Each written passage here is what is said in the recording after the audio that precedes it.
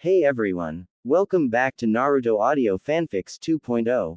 Today's fanfic is, what if Naruto's fox instincts awakened only to protect Hinata?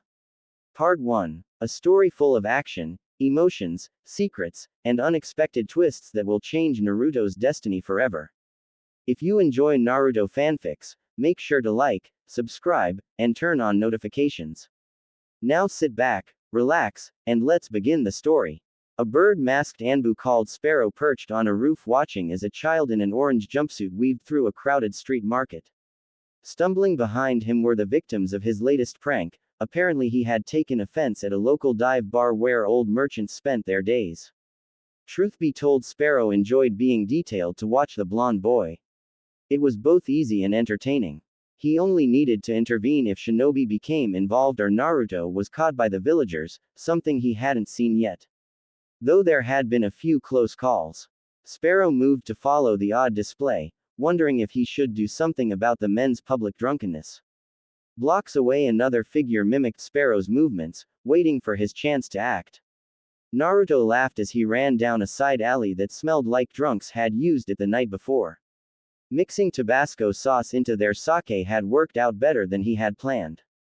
The bar's patrons had been ready to rip into the bartender before one had seen him watching from across the street. He stopped and waited for the merchants to catch up. It looked like he had lost a couple dozen on his stroll. Over the years he had come to enjoy the chase as much as the prank. And sometimes they made it too easy. The merchants blocked the alley glaring at him. He leaned against a brick wall with faded graffiti. They were waiting for more of their friends to catch up before they made a move, but that didn't stop them yelling at him. Damn it, you know how much high-quality sake you ruined. I know there was nothing high-quality about that Toad Slim you were drinking. Besides, I did you a favor. Don't you know it's shameful to be drinking this early? Naruto said, thumbing his nose at them. Several looked ready to explode. The only shameful thing here is you. But we know how to fix that, don't we, boys? The remainder of his drinking buddies roared and charged down the alley. Naruto jumped onto a trash can and grabbed a fire escape, climbing towards the roof. The merchants tried to follow. The first few to reach the trash can knocked it over, the garbage stained their clothes. They didn't seem to mind the smell of rotten fruit and fish. More of them pushed against their friends, shoving them onto the ground with the trash. A few had the idea of standing under the fire escape and jumped towards the ladder. None of them managed more than a few inches. One particularly inebriated man glared at Naruto and took a swing of sake, the same sake they had been chasing Naruto for. He spit out the tainted liquid on another merchant's back, who spun around and punched him.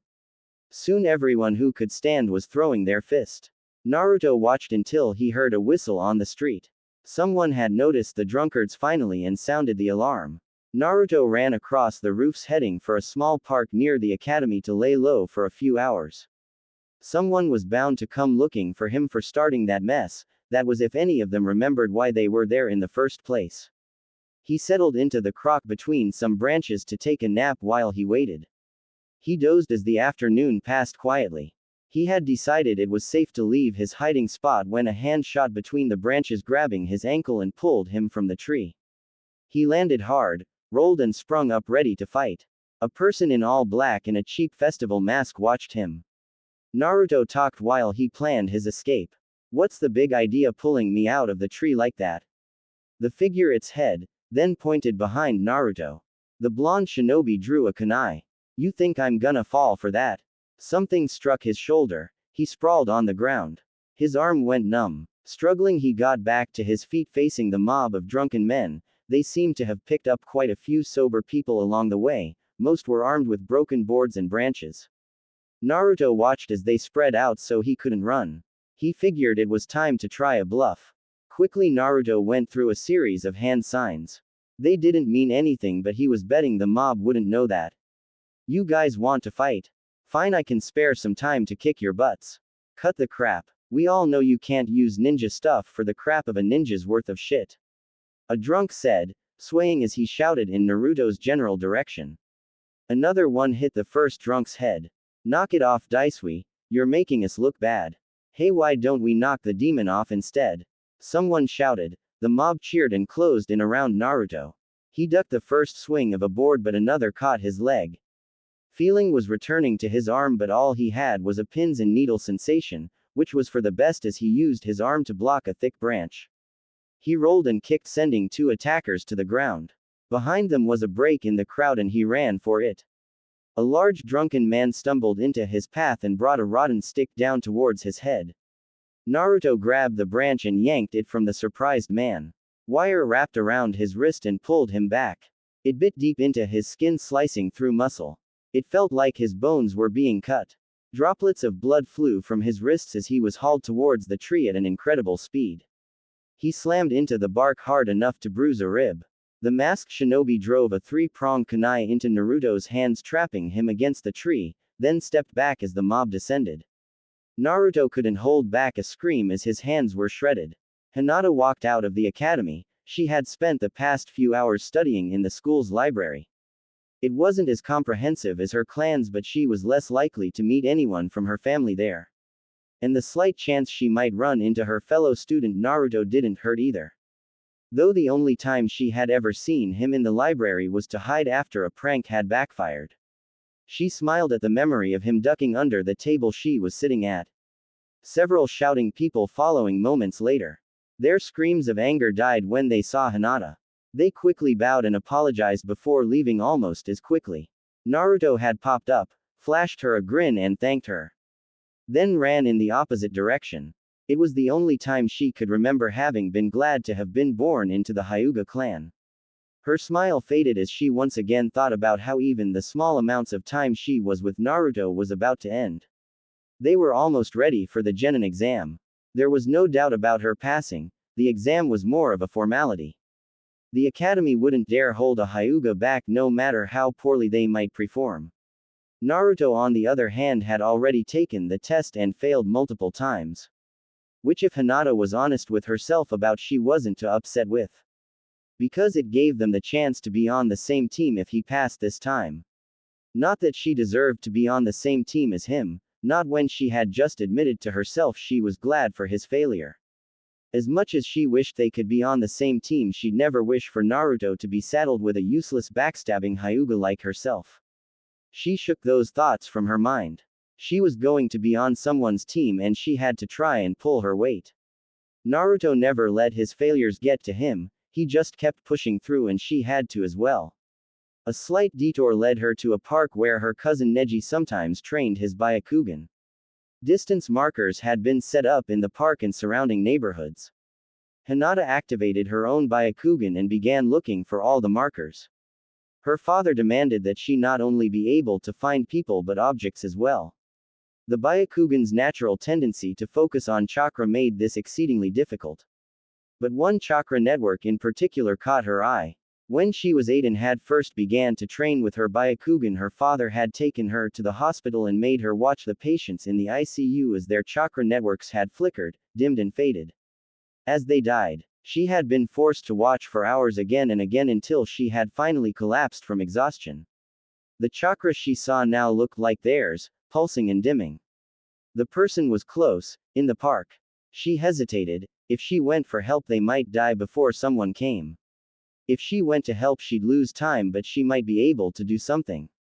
She knew the academy's basic medical techniques. Naruto would help them. She ran towards the chakra signature. What she found caused her to stop short and simultaneously want to vomit and faint. Naruto was leaning against a tree. A three-pronged kunai had been driven through his hands so he couldn't fall over. His arms, face, shirt and lap were covered in blood from deep cuts on his wrists.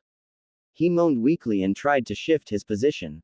The wire wrapped around his wrists bit deeper, bringing fresh blood. The goggles he always wore were caked with blood, one lens cracked. A broken sake bottle lay next to him, its jagged end covered in blood leading back to a deep twisted gash on his side. His face, what she could see of him under the blood, was swollen and discolored, one eye completely forced closed. The metallic scent of blood stung her throat. Naruto-kun. She rushed forward and pulled the kunai out of his hands. The wire cut deeper as he sagged forward. She quickly cut the wire with the kunai. Once he was free he toppled over. Hinata pulled the bandage off her leg that most shinobi wore under their kunai pouch and used it to stop the worst of his bleeding from his wrists. She scooped him up in the position taught at the academy for transporting a severely injured teammate. She ran from the park, jumping onto a nearby roof and moving towards the hospital. Hold on, Naruto-kun, I will get you help. Just hold on, please hold on. I know you can do it. Please, please, please don't leave me alone again. She moved at a speed that would have put any other student to shame. Hinata burst through the doors into the hospital. Please help, Naruto-kun was attacked. Several nurses and doctors turned to look at her, but no one moved to help. A few looked away ashamed. More pretended to not have heard her. The worst though were the ones that actually looked glad to see Naruto in such a state. Please, he needs help or he'll die. Serves that thing right, said a patient sitting in a chair near Hinata. Because her hands were busy with Naruto, she kicked his chair and sent him sprawling on the ground. He gave a startled cry and was prepared to shout his outrage, until he saw his eyes. As quick as he could, he crawled backward out of the room. A few nurses joined him, starting to question which of the children before them had the demon. You heard the girl, shouted another doctor striding into the room. No one moved. That's an order. Anyone who doesn't want to follow it is dismissed here and now. Suddenly everyone was rushing to get a gurney and equipment. The doctor and a nurse eased Naruto off of Hinata. She collapsed from exhaustion before they had him secured on the gurney. Sarutobi, the third Hokage, sat attempting to paint a panoramic view of the village in one of his rare free moments between the tedious paperwork that seemed to be breeding in his office. He should really have someone look into it. Enko tended to enjoy strange and dangerous creatures. Sarutobi removed his pipe from his mouth and sighed. He was having difficulties capturing the wonder he once saw, just another sign he had been at the job for too long. A masked Anbu agent appeared next to him. Hokage, sir. There is an issue with Naruto. What is it this time? Did he slip more red dye into the women's showers at the academy? Sarutobi said. He had actually found that prank enjoyable. I am afraid not. He was brought to the hospital earlier in critical condition. We are. The Anbu agent never finished. Sarutobi was already moving with a speed that should have been all but impossible for anyone, let alone a man of his advanced age. Even his personal bodyguards were unable to keep up, much to their dismay and embarrassment. It would take barrels of sake to keep anyone who saw their failure quiet. The doctor was writing a few last notes on Naruto's papers when Sarutobi appeared in the hospital room. What is Naruto's condition? Stable, but it was close this time.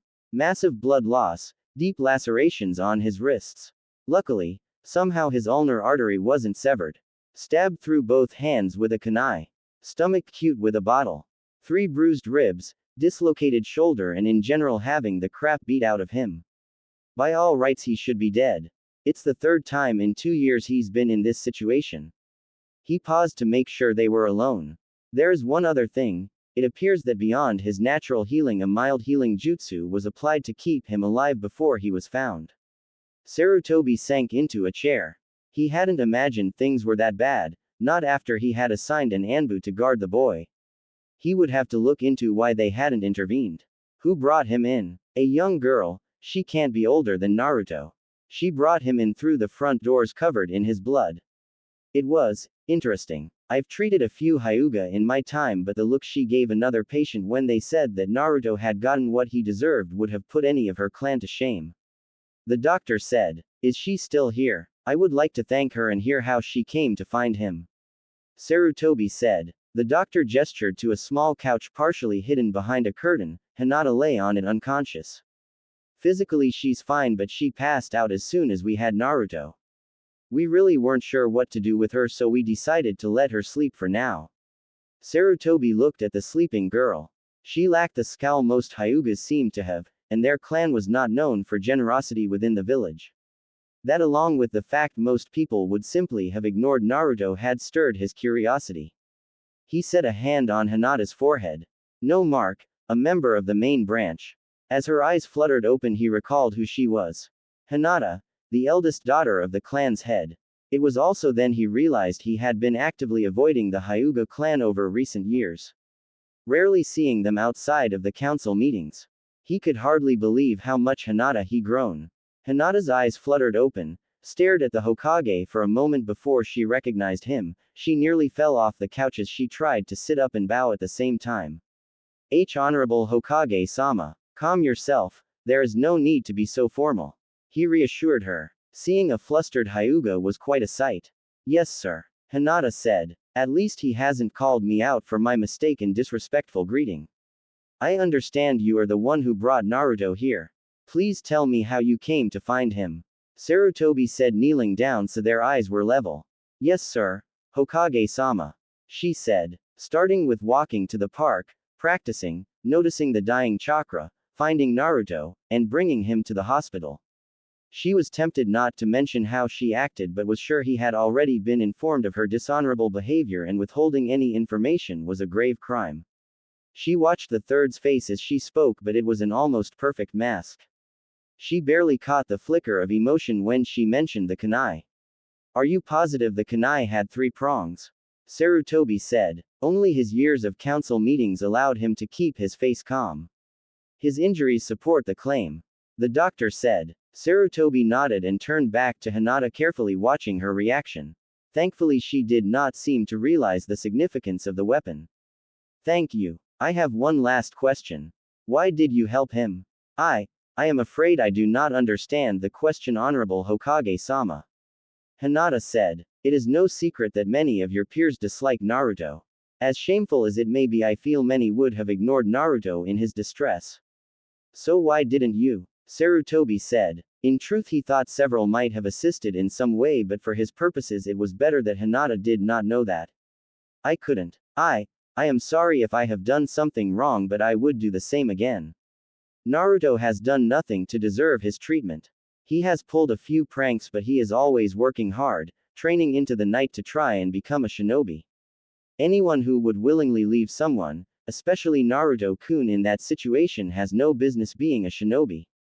She hadn't realized she had raised her voice until she finished. Okami, I yelled in front of the Hokage. I yelled at the Hokage. What will my father do when he finds out about this? Will he even get the chance? The Hokage could simply arrange for me to disappear after my actions. To her surprise though, the old man was smiling. It's not often that I have heard it put in such terms, but you are correct. Thank you for helping him when he needed you. It was nothing, Honorable Hokage-sama. Naruto-kun would have done the same for me. Hinata said, thanking her ancestors that he had not taken offense. Given her treatment by the elders, though she suspected that her ancestors would be as disappointed as they were. The Hokage looked at Naruto, his face wrapped in bandages. Yes, I think that he would. Honorable Hokage-sama. Who would do something like this to Naruto-kun? Hinata said. I have a few ideas but that is a matter for me to deal with. For now you should return to your clan. He rested a hand on Hinata's shoulder. You have done a great service to the village today. Thank you, Honorable Hokage-sama. Will Naruto-kun be alright? Hinata said, looking at her crush covered in bandages. At least he seemed to be sleeping peacefully. Yes, you saved his life today, not many can say they have done as such. He said. Hinata bowed again and paused to look at Naruto wrapped in thick bandages one last time. She didn't linger, knowing the Hokage was observing her. The Hokage waited until Hinata had left and signaled one of his guards, an Anbu called Cobra. The oversized hood on his jacket bagged around his neck, mimicking a cobra's hood. Sarutobi used him for sensitive errands. Retrieve the kunai used against Naruto and locate Sparrow. Cobra bowed and disappeared. The Hokage retired to an office he kept at the hospital for such incidents. It was only a few minutes before Cobra returned, followed by Sparrow. Cobra presented the bloody kunai to the Hokage. I found Sparrow near the kunai under a powerful genjutsu. Sparrow report. Sarutobi said, examining the kunai. I followed Naruto as he fled from the victims of his latest prank. He was able to escape them with relative ease. The last sighting I had of him was in the late afternoon while he concealed himself in a tree. I have no memory after that until Cobra discovered me. Sparrow said. He was embarrassed that he had been caught in a genjutsu, even such a powerful one. He had always considered himself fairly adept at them himself. Sarutobi frowned and dismissed Sparrow. He began a series of minor jutsus designed to gather information about an item, including the people who had handled it recently. The military police had designed them decades ago. Sadly, most were lost with the Uchiha clan. When he finished, he leaned back. There were no traces of whoever had used it against Naruto. What do you make of this cobra? Over the years, Sarutobi had come to use cobra as a sounding board for complex problems. I believe we have two separate problems. There have been guards who simply refused to help Naruto or even positioned him for ambushes. This problem has decreased since he began the academy, and his skills at avoiding capture have increased. Even I have had difficulties following him because of his unorthodox movements. The larger problem is the systematic attack against him and those guarding him. Considering the methods and severity of the attacks, it appears that the goal is torture rather than death. The culprits are skilled, waiting until he has a new guard and a group of civilians after him before using non-lethal genjutsu to incapacitate his guards. Cobra said. Pulling out his pipe, Sarutobi placed it in his mouth without lighting it. Post a new guard while he is here. Yes, sir. Sir, is that really one of the fourths? Cobra said. No, it is the same design, however it lacks the seal he placed on all of his kunai. Not many people would know that, however nearly everyone would recognize the design. Sarutobi said. Fate had a cruel humor to use it against Naruto. If a civilian had found it, things could have become even more difficult. As it stood, he was dealing with someone or a group that was acting directly against his laws. The Hyuga compound, because really it was its own fortress within the village, was only a few blocks from the hospital. In fact, the whole Hyuga compound was surrounded by businesses and public buildings. Few people wanted to live near an entire clan that could see through walls whenever they wanted. Though as a rule the Hyugas rarely looked beyond their own ramparts. Hinata's jacket was covered in Naruto's blood, so she stopped off at a laundry-mat one of the branch members had told her about. Her father demanded perfection, which included remaining clean while achieving it. He thought to get dirty was beneath the Hyuga. As a result, several members of the clan, her included, stashed spare clothes there. The owners of the laundry-mat, an elderly couple, didn't mind because they received a good deal of business in exchange for their silence. Hinata quickly changed into clean clothes and left her old ones to be washed. The elderly woman gave her an odd look when she handed over the blood-stained jacket but didn't ask questions. The arrangement was business and nothing more. The branch guards at the gate gave Hinata a slight nod as she passed them. She had hoped to avoid her father and sneak to her room. But as soon as she opened the front door, she found him waiting. You are very late. The academy let out several hours ago. Explain. I am sorry. I was training, and lost track of time. Hinata knew her father would scold her for sinking so low as to help someone outside of the clan.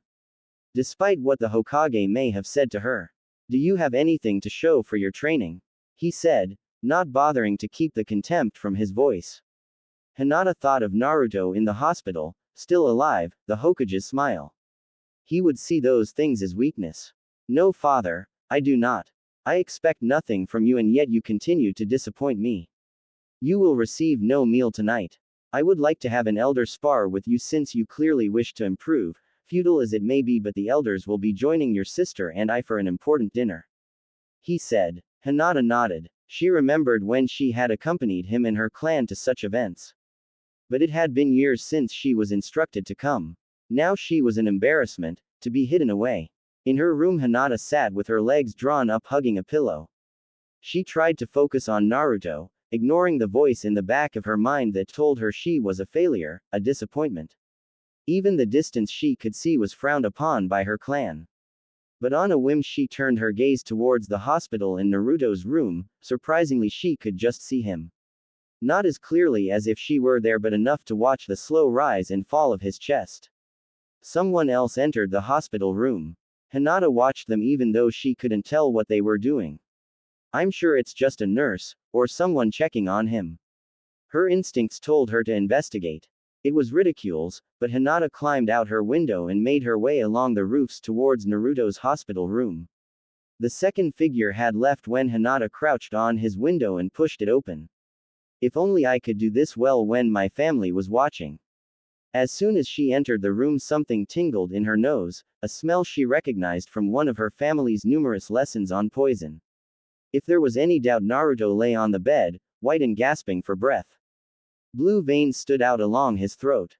Hinata ran down the hall, towards the nearest chakra signature that wasn't a patient. She rounded a corner and found the doctor who had treated Naruto. He blinked in surprise. Visiting hours ended several hours ago. Naruto-kun's been poisoned, Hinata said. The doctor ran past her into his room, checking Naruto's pulse and his strangled breathing. He hit a button on the wall. Somewhere else a buzzer went off and feet ran towards them. The doctor gave the nurses instructions. While one went to get an antidote, the other got a ventilation bag and compressed Naruto's chest while the doctor used the bag to force air into Naruto's lungs. Hinata watched. She didn't want to see this, but she couldn't bring herself to leave. These could be his final moments.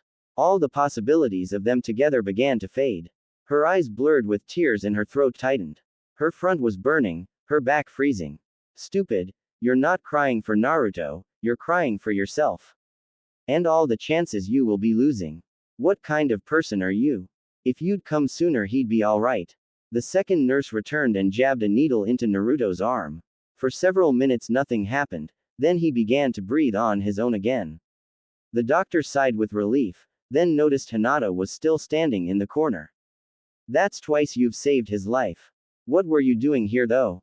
Hinata explained, blushing when she admitted she had more or less been spying on Naruto. Well, I suppose it was good that you were watching him. He'll be fine, but without you and his resistance, who knows? The doctor said. Our resistance? Hinata said. The time it took to build up a resistance to poison even with constant exposure was long, not to mention the vast differences in poisons. This isn't the first time something like this has happened. I don't want to impose, it being so late, but would you stay and watch him for a few more minutes? I need to see who was on duty tonight, and clearly Naruto's guards aren't going to help. The doctor said. Oh, of course. Hinata said, sitting in a chair by the bed. She watched the slow even breathing of her crush, staring hard to reassure herself that he was alive. Every so often she'd check the halls and surrounding floors with her Byakugan, but everything seemed calm. The longer the doctor was away, the more daring Hinata became, scooting close to Naruto, resting her hands on the bed, moving some hair out of his face. The swelling from the attack had already disappeared. Absently she traced the whisker marks on his cheeks. Her mind stared to wonder. She imagined leaning over him, lowering her head until her lips touched his. Hinata jumped back, her face burning at the thought. It took several minutes for her to calm down. Naruto-kun, I don't deserve to be with you, but just for now, just for a few minutes, let me pretend. She gently lifted his hand and rested it against her cheek. The Hokage was woken in the middle of the night by news that there had been another attempt on Naruto's life. He had hurried to the hospital where the nurse responsible for poisoning Naruto had been caught and detained by other members of the staff. Sarutobi looked over her sadly. She was young, in her early 20s.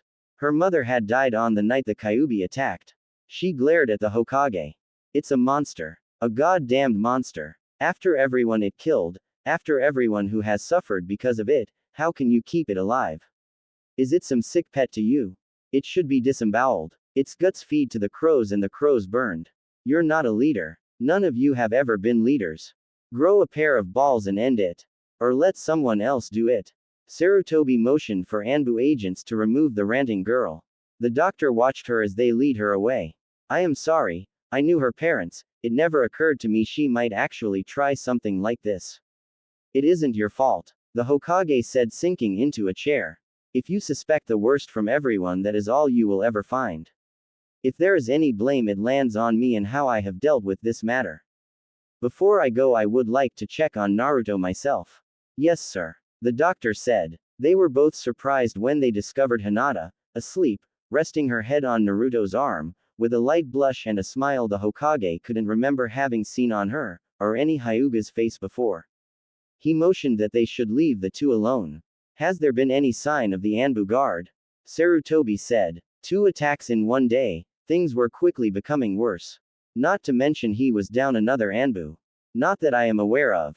The doctor said. Cobra. Sarutobi said. While there was no noticeable movement, the Hokage felt Cobra move to locate the missing guard. He returned quickly. The Anbu left to guard Naruto left his post to investigate a nearby alarm.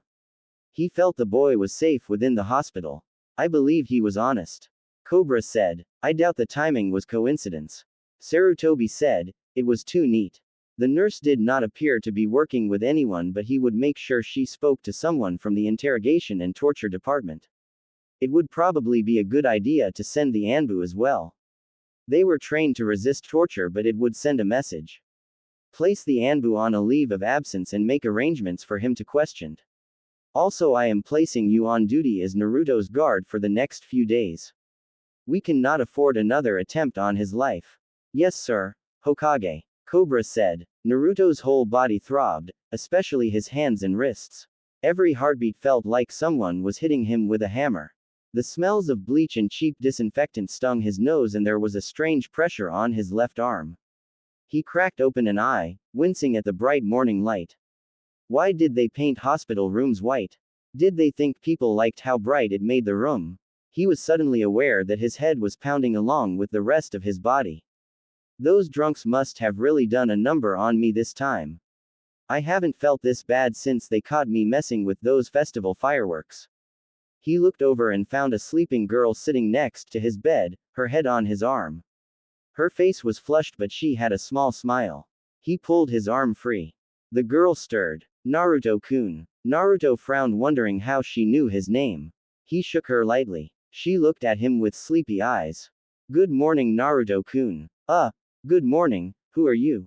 He asked, his pain pushed aside for the moment. His voice seemed to snap her out of her grogginess. In a second her face went tomato red, she jumped back and dashed out the door. She poked her head around the corner. Why, you're awake? That's good. Naruto stared at the girl, she looked familiar. Then it hit him. You're the weird quiet girl from the academy. Hinata's heart sank. He thinks I'm weird. Now Naruto, that's no way to talk to the person who has saved your life twice. The doctor said. Doc. Naruto said. The doctor walked into the room, ushering Hinata in. This young lady found you in the park and brought you here, then informed me when a nurse poisoned you. That explains why I feel so crappy, wonder what kind they used this time. He smiled at Hinata. Thank you. Hinata's blush doubled and she fainted. When she came around, she was still in Naruto's hospital room, lying on his bed. The one he had just been in himself. She fought to keep from passing out again, once was embarrassing enough. Instead she looked around. Naruto was sitting by the window looking out. When he saw her moving, he gave her a giant grin. Most of his bandages had been removed and the ones on his hands were thinner, allowing him to move his fingers. You scared me, just fainting like that. Doc says it's cause you spent most of the night keep an eye on me. His grin faded and he looked slightly confused. How come? Because I didn't want to see you hurt again.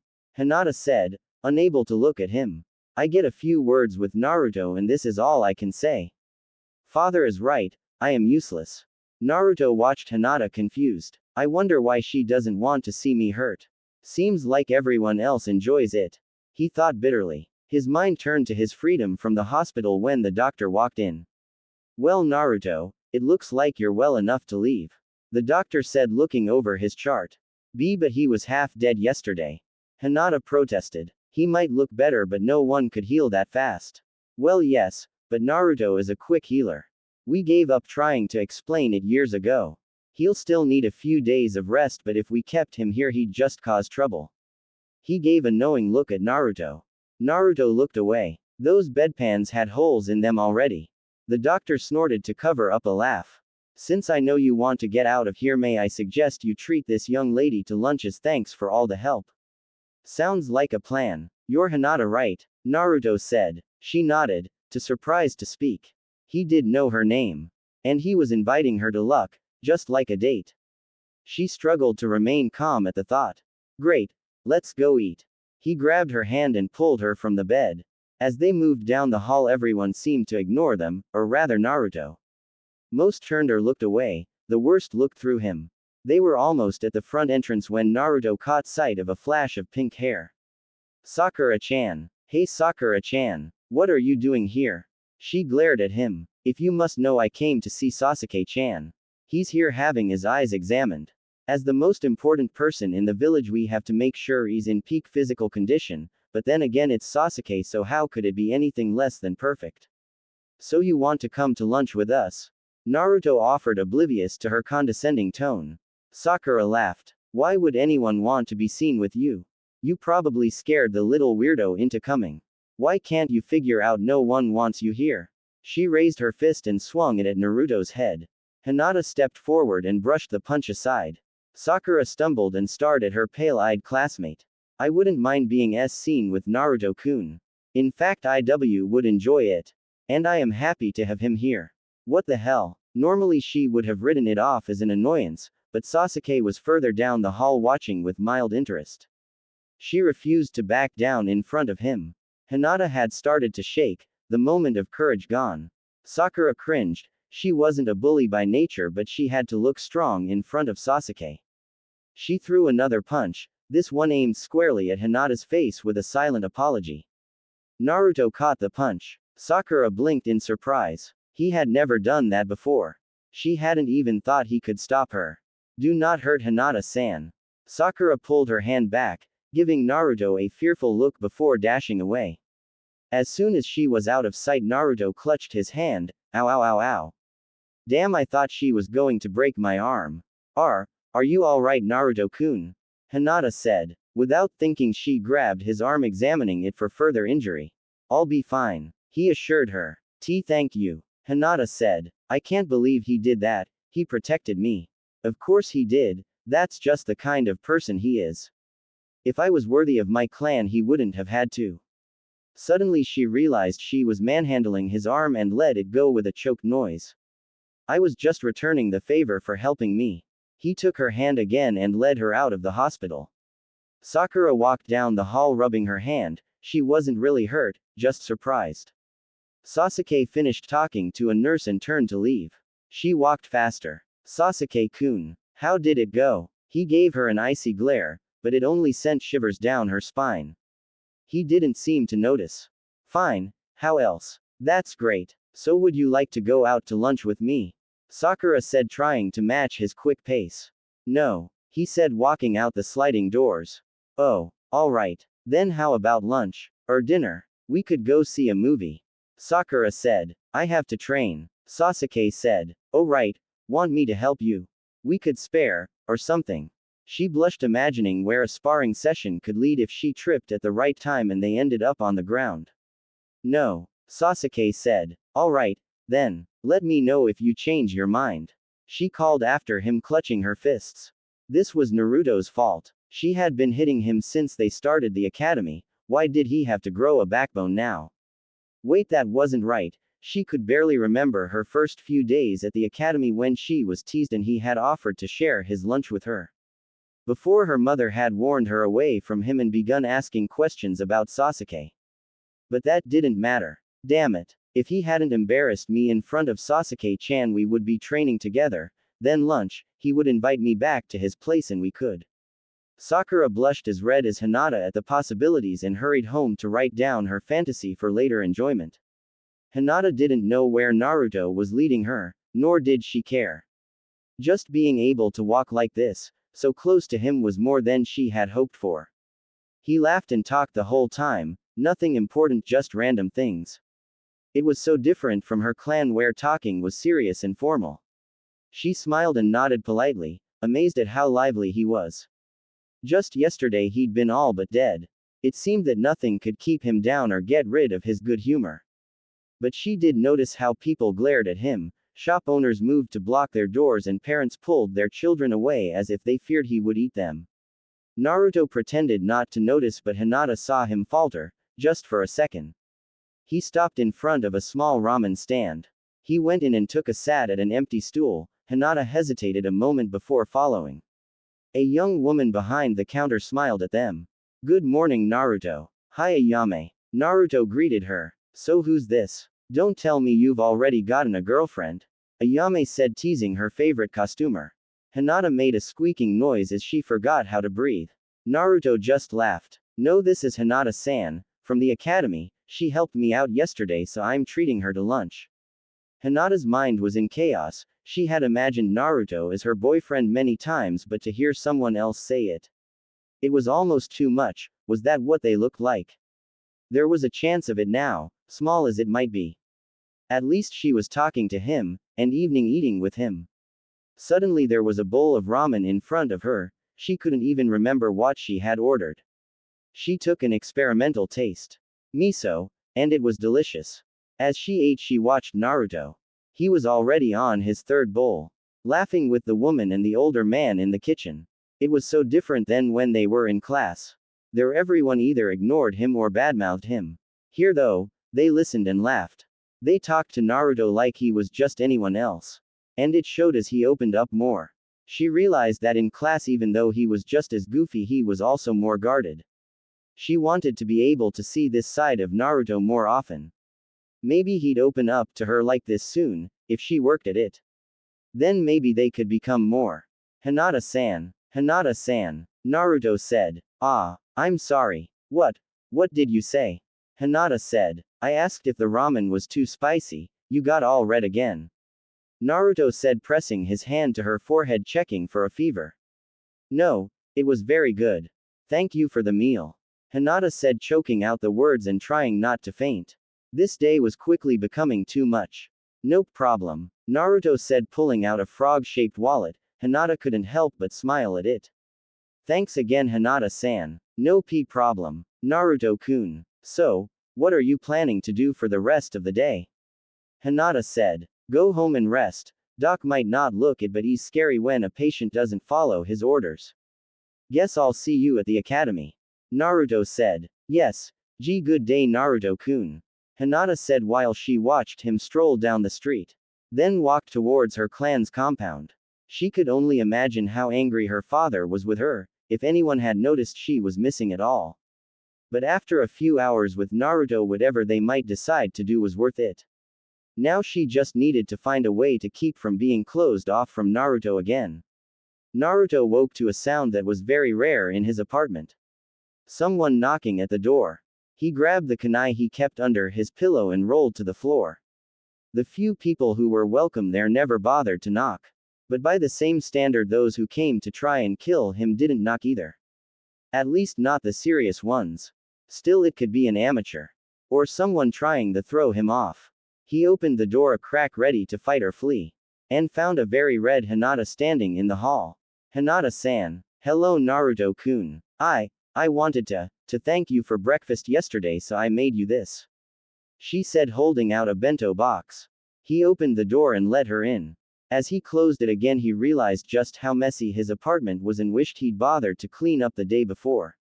Something that he'd never thought about before. Hinata sat the bento box on the kitchen table, then took in her surroundings. I can't believe I'm actually in Naruto-kun's apartment. Everything was a mess. It was in such stark contrast to her house where everything was kept spotless that she didn't really know what to think. But there was a feel to everything. It all felt like home. Not like some model you had to keep spotless and take care not to do anything that could cause a mess. She wondered if there was anything she could do to make her room feel like this. She turned her attention to Naruto himself. He was wearing sky blue pajamas and a cartoonish sleeping cap. She also took note of the kunai he was holding. He sat down and opened the bento. Inside was rice, pickles, boiled fish and rolled omelets. Wow, Hinata-san, this looks great. I hope its taste is acceptable. She watched him take a bite of the rolled omelet. This is really good. Maybe even better than Ichiraku's. Ah, please don't tell him I said that. He might stop feeding me.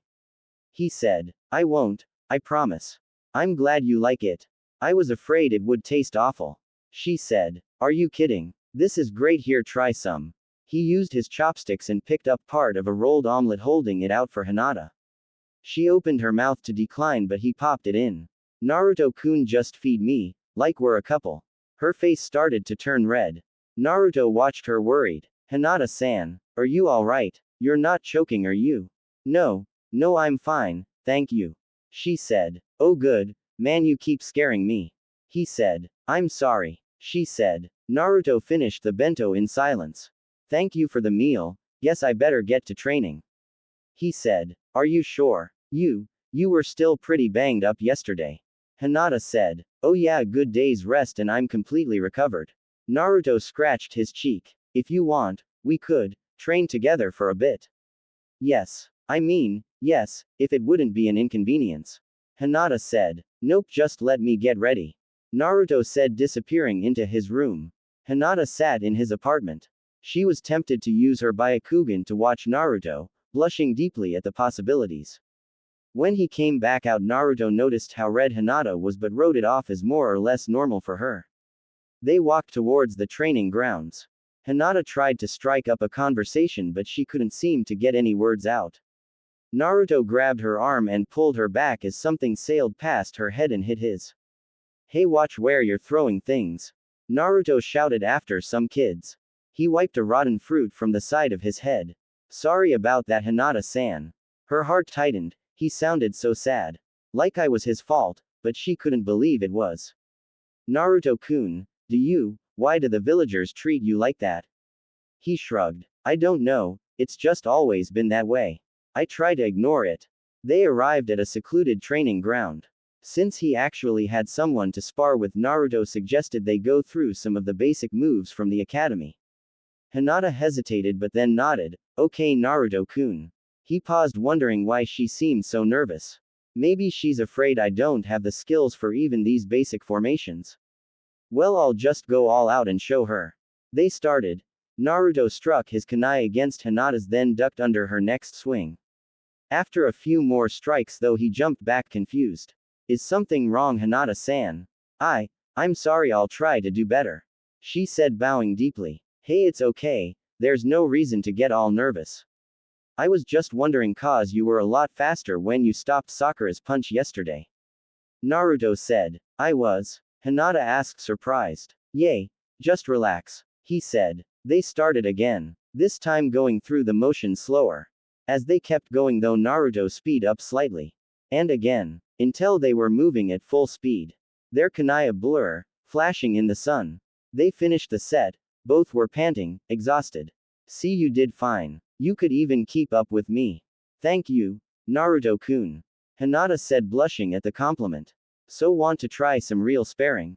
Naruto said. Alright. Hinata said. They started off slow again. Hinata fell into her clan's fighting style and Naruto was hard pressed to hold his ground against the onslaught.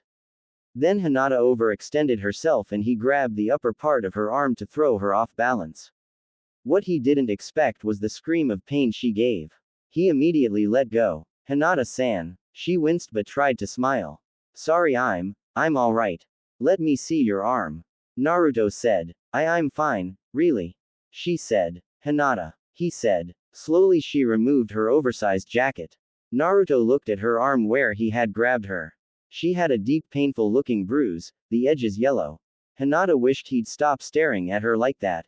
What happened, Hinata? He asked. His voice was so gentle and kind, filled with concern that she didn't answer for a minute. Does he generally care about me? No, he's probably just worried about losing a sparring partner. Is he regretting offering to train with me? I was sparring with an elder. Hinata said. This is kind of far to take things for just sparring. Naruto said. Not really. I am just not very good at it. Damn it, why can't I stop stuttering? I must sound like a fool to Naruto-kun. What are you talking about? You were great. He said. I disappoint my family when I spar at home. She said. I can't believe that. Maybe you just need a little more practice. He said. Hinata nodded. She didn't want to admit to Naruto that she had been training for years. Her own family had given up hope on her improving. She pushed the focus from herself. Maybe we should practice for the exam. Naruto didn't look too thrilled with the idea but nodded. Hinata watched for half an hour as Naruto produced one dead-looking shadow clone after another. She couldn't figure out what he was doing wrong. Naruto-kun, wait a minute. I think I might be able to help. How? He said. Byakugan. Hinata said. Wah. Hinata. Your eyes are bulging. Are you alright? Naruto said. Yes. This is my clan's Kekkei Genkai. She said. Kekkei what guy? He said. Hinata tried to hide her smile. Kekkei Genkai. It's a blood trait. Something that can't be learned by anyone who isn't born with it. Oh, so, What's it do? He said. I can see chakra networks in the body. She said. Cool. Like X-ray vision. He said. Exactly. She said. Wow. Imagine what kind of pranks I could pull with those. So you ever pull anything with them? Naruto said. No, but I did use them, when I was little to find the best prize in my cereal. She said. Way to go. But, how will they help me with this stupid jutsu? He said. I can watch your chakra, and maybe see the problem. She said. If you say so. Naruto performed the jutsu again. Hinata watched carefully. Naruto-kun, I think I see the problem. You're putting too much chakra into your right hand. Naruto looked at his bandaged hand. Well, yay, the academy instructors told me all about how it was my dominate hand and I had to put as much chakra as I could into it to do the jutsu. Hinata shook her head. You have to balance your chakra to do it. What? Really? I guess those instructors weren't trying to help me at all. Damn it. Guess it was too much to hope a teacher would actually try and help me. It's alright, Naruto-kun. You have the rest of it down, so you should be able to do it easy. I know you can, she said. He looked skeptical. Well, if you say so. Naruto focused his chakra as best he could and concentrated. Kage Bunshin no Jutsu. Two perfect copies of Naruto stood next to him. They looked at each other then. Oh yeah, I am awesome. They hugged Hinata. Thank you. We never would have gotten that. You're an awesome teacher. Naruto. Three of him, hugging me. Hinata passed out. Ah, you killed her. Wouldn't it be a since we're all me? Okay, how does that work exactly? Forget this. The two clones dispelled themselves, leaving the original Naruto hugging an unconscious Hinata. Hinata wondered where she was. It was comfy, but it wasn't her bed. She could feel grass under her. A light breeze touched her cheek and warm sun caressed her legs. It occurred to her she could just open her eyes and see, but that would mean moving, and right then lying completely still was her desire. Her pillow shifted slightly. Reluctantly, Hinata opened her eyes to see what was disturbing her peace, and found Naruto staring down at her. It only took Hinata a second to realize she was lying with her head on Naruto's lap. Finally, you've got to stop doing that. You scared me. Naruto was worried about me. And, I'm in his lap. Hinata shot up and rolled out of his lap. Sorry. Not a problem. Come on, now that I've got this clone jutsu thing down, let's spar some more. Alright, Naruto-kun. Those clones you made were solid. How did you do that? They never taught us at the academy. Even my clan hasn't mentioned it. She said. Oh yay. One of the instructors said I should learn to do solid clones. That it'd impress everyone and they'd have to let me pass the exam. Naruto said. It is very impressive. There's no way an instructor would actually expect a student to learn that. Were they trying to make Naruto-kun fail? Like with the hand signs. She simply couldn't comprehend why so many people seemed to be working against Naruto. Thanks. You should try it too. I bet you could do it with no problem.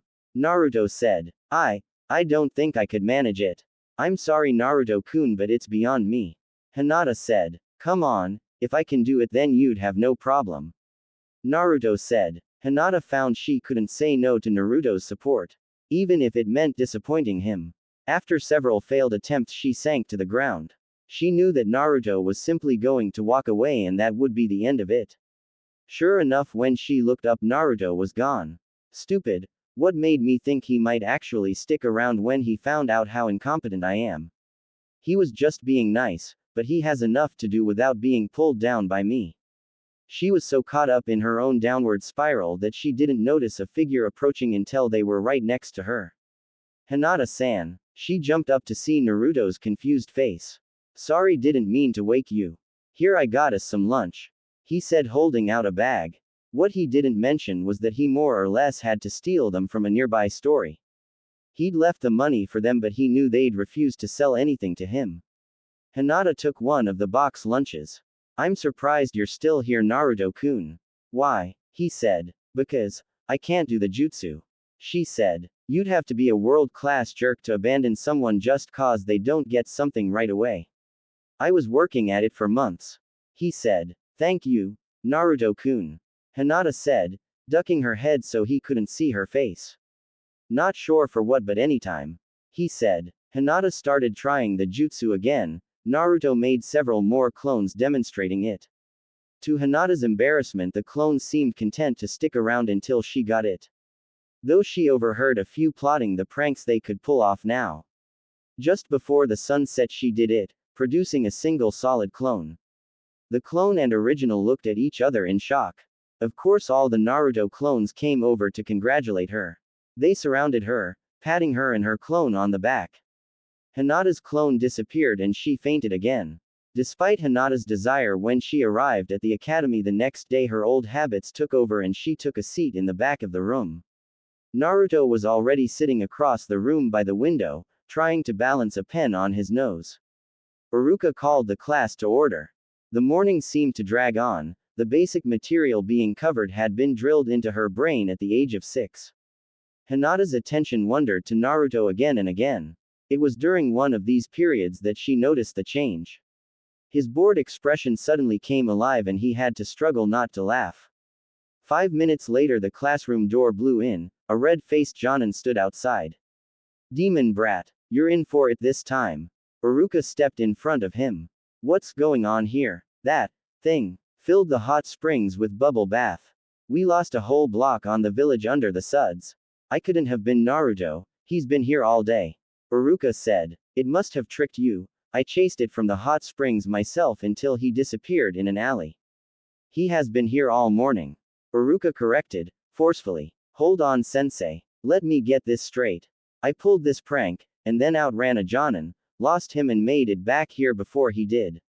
All while no one noticed I was gone. Maybe you should pass me right now if I can do that. The Jonin looked embarrassed. He hadn't thought how it would sound laid out like that. I know it was him. Then file a complaint with the Hokage's office. Because so long as we are on academy grounds, I have full jurisdiction over the students.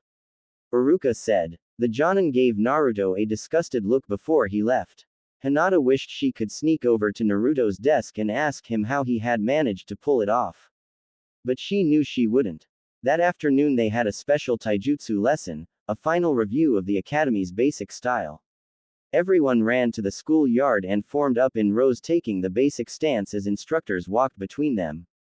The lesion was going fairly well until one of the instructors reached Naruto. Come on kid, can't you even stand right? Hey, I was doing it just like you showed us. Naruto shot back. Oh, so it's my fault you're stupid. Fine, feet further apart, arms lower, hold them out a little more.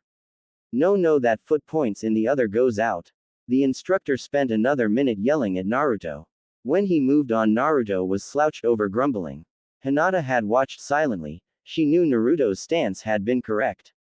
The corrections the instructor had made left him wide open from every angle. She knew she should tell him. Just walk over and tell him. But suddenly she could barely stand. A lifetime of trying to hide and make herself unnoticeable competed with her feelings for Naruto and her knowledge of what was right. Stupid. What kind of friend would even hesitate? The instructor broke her thoughts. All right, everyone, pair up and spread out. Try a few practice matches. Nice and slow. The students began to take up positions across the yard. A few of the lazier ones simply walked back towards the academy and leaned against the wall. Naruto looked around eagerly, but a space had opened around him. Hinata took a deep breath and walked towards him. No one appeared to be paying attention to her, but she felt like everyone was watching. Naruto-kun. Oh hey Hinata-san. The instructor, he lied to you. She said. Huh, your stance was right the first time. If you fought with the one he told you to, it would be almost impossible to win. She said. Really? Thanks. Naruto said, walking towards where the instructor was reviewing a sheet of paper. Oh Kami, he's going to attack the instructor. Hey teach, since you helped me with my stance, want to spar? Naruto said. Hinata let out a sigh of relief. Of course he wouldn't do that. But I thought he would. I'm no better than the other villagers. Get lost kid, he said. Come on, afraid I'll beat you. Naruto said. You couldn't hit me once, brat. He said. You sure? Naruto said. Alright, let's go. I can teach you a bit more today. The instructor said. He drew a large circle in the dirt. First one out. Taijutsu only. Naruto took the flawed stance the instructor had shown him. The instructor smiled. The other students had stopped and gathered around. Hinata saw bets being passed around. lunches and small amounts of money. The instructor made the first move charging. Naruto shifted from the flawed stance to the academies and blocked the instructor with the back of his hand. Then moved in under his guard and lightly slapped his chest. Just enough to show he could. Not one hit. The instructor brought his fist to Naruto's stomach hard enough to lift him off the ground. Naruto vomited and collapsed. You want to play kid, fine. He kicked Naruto, then again, laughing. None of the students knew what to do, even the ones that disliked Naruto didn't think things should go this far. Hinata made a move to intervene but stopped. If her father found out she had acted against an instructor, stopping another student from hitting Naruto was one thing, but the shame she would bring her clan to act against an authority figure. But she couldn't leave Naruto. Iruka would stop this, but he was probably still in the classroom.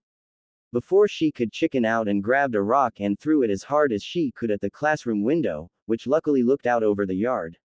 The rock went straight through the window, shattering it. The instructor stopped kicking Naruto and looked up.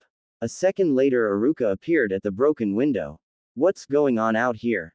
He looked down and saw Naruto. He jumped through the broken window, landing in the circle. What the hell happened here? Just some instruction. Kid wouldn't learn. He was cut off as Iruka slammed a fist into his head. He crumbled to the ground. Iruka picked up Naruto and carried him to the infirmary. Hinata silently followed. After a quick check by the less than thrilled nurse, Naruto was declared fine. He was laying in one of the beds recovering. Iruka-sensei. Hinata said. Oh Hinata, what can I do for you? Iruka said. It was me who threw the rock. I will pay for the window. But it was the only thing I could think of to help him. Hinata said. I see. Well, I think we can take it out of that ex-instructor's final pay. Thank you. Now I need to send someone to get him some clothes. Iruka said. I will. Hinata volunteered. Are you sure? Iruka said. Yes. Hinata said. Alright, hang on, I'll get you his address. Iruka said. That's alright, I know where it is. Hinata said, leaving the room. Hinata moved across the village roofs towards Naruto's apartment. I couldn't stop Naruto from being hurt, but at least I can do this. Naruto's apartment was in the closet thing Konoha had to slums. The buildings were old and run down, broken windows, rusted pipes. She had been so nervous that last time she had been there she hadn't paid much attention to the surroundings. There was no greenery whatsoever. A few window boxes contained dry dead flowers brown with age. The roof of his building had been patched with scrap metal and the walls were filled with cracks between warped wood. His apartment wasn't as messy as Hinata remembered, but it still felt lived in. More like a home than her clan's mansion had in years. But in as bad of shape as the rest of the building. The walls were cracked and there were spots of the ceiling from water damage. A thin rug on the floor had several discolored spots and partially covered a piece of exposed plywood. She took her time walking to his bedroom. It was in the same condition as everything else. An old bed, chipped glass in the window. But sitting on the windowsill was a small potted plant. A tag on the pot read, Uki-kun. The only thing inside his closet was a box of scrolls and 2 identical orange jumpsuits. She took one and returned to the academy. Naruto had completely recovered by the time she returned and thanked her for the clothes. He pulled a thin curtain around his bed for privacy while he changed. Naruto-kun, she said. Yeah, he said. How did you pull a prank at the hot springs without anyone here noticing? She said. Oh that. Well, I had the idea a while ago but wasn't sure how I'd manage to get away. Always seemed to be a lot of Jonins hanging around. After you helped me with the Kage Bunshin no Jutsu though, I figured they'd be the perfect way. Have one of them do it then dispel themselves. It worked great too. But it was weird, when my shadow clone disappeared I suddenly remembered everything it had seen. Almost fell out of my seat laughing at the look on the people's faces as they ran from the bath. He said, pulling the curtain back. His other clothes were stashed in a trash bag he had found. You remember what your clones do? She said. Yeah, you should give it a try. He said. I don't know if I can. Last time used up almost all my chakra. She said. Really? He said. Yes. Don't you feel tired after using it? She said. Not really. He said. That must mean you have an incredible amount of chakra. She said. Thanks. Come on, if I don't get back to class soon Iruka will have my head. he said. The next few days continued on like normal. During lessons, Hinata couldn't work up the nerve to talk to Naruto, but after class they would meet at a secluded training ground and spar. Hinata was amazed at Naruto's improvement now that he was balancing his chakra. And Naruto for his part was pleased with Hinata's fighting style. By the third day she could outfight two of his clones at once. Naruto's own taijutsu was also improving now that Hinata had pointed out the subtle changes the instructors had made to the academy's style. She quickly realized the only reason he was able to fight at all with his old style was because of his natural stamina and unique attack methods. After an interesting sparring season where Naruto ended up stuck in a tree, they sat down to eat a late lunch Hinata had made. Naruto insisted that afterwards they would practice Kage Bunshin no Jutsu, even though Hinata could only make and hold one for a minute or so. Afterwards she felt as drained as if she had sparred with her father for an hour. The smile Naruto gave her afterwards was worth it. She looked out over the training ground, and saw a square rock moving along the edge of the clearing. Naruto-kun. Yeah, Hinata pointed towards the rock, she could see two large eye holes in its side now. Naruto turned and looked. Oh him. Don't worry. He leaned in close. Hey, I've got an idea. Pretend you're talking to me. What do you want me to say? Hinata asked, but Naruto had already walked behind the tree, then around the other side. Whoever was in the box couldn't see that he had made a shadow clone that disappeared into the trees. Naruto waved across the clearing. Hey old man, Naruto said. The third Hokage strolled towards them. Hinata jumped up to bow, but he waved her gesture off. Hinata. Naruto. I have been looking for you. I have decided to make it official. Naruto, I will name you as my successor. What? Said a muffled voice from the square rock. It was tossed aside and a young boy stood glaring at the Hokage. How could you make him the next Hokage and not me? The Hokage looked at his grandson. Then fell to the ground laughing. So did Naruto. The Hokage disappeared in a puff of smoke. That was you. The young boy ran at Naruto. Naruto caught him by the back of his shirt as he ran past. Konohamaru, when you're undercover on a mission you can't give yourself away just cause something unexpected happened. That could get your whole team killed. How was I supposed to know that was you? Last time you could only make a dead clone. You weren't supposed to know it was me. And Hinata helped me with the shadow clones. They're even solid. Check it out. He let go of Konohamaru and summoned two shadow clones. They each patted him on the back before disappearing. Wow boss, that was great. How'd you do it? Konohamaru said. Like I said, Hinata helped me figure it out. Naruto said. Who's Hinata boss? He said. Oh right. Konohamaru, this is Hinata. Hinata, this is Konohamaru, the Hokage's grandson. Naruto said. Hinata started to bow, but Naruto stopped her and pulled her away. He doesn't really like people to make a fuss about being related to the Hokage. People always call him honorable grandson and stuff, hardly anyone even knows his name. But, how should I act around him? If I do something disrespectful? She said. She could only imagine what her father would do to her. Relax, he doesn't care about all that proper stuff. Just treat him like any other kid. Naruto said. Alright, how do you treat a normal child? Hinata said. I don't know, just be nice and knock him over the head if he does something stupid. Naruto said. Hinata looked horrified at the thought of hitting someone as important as the Hokage's grandson.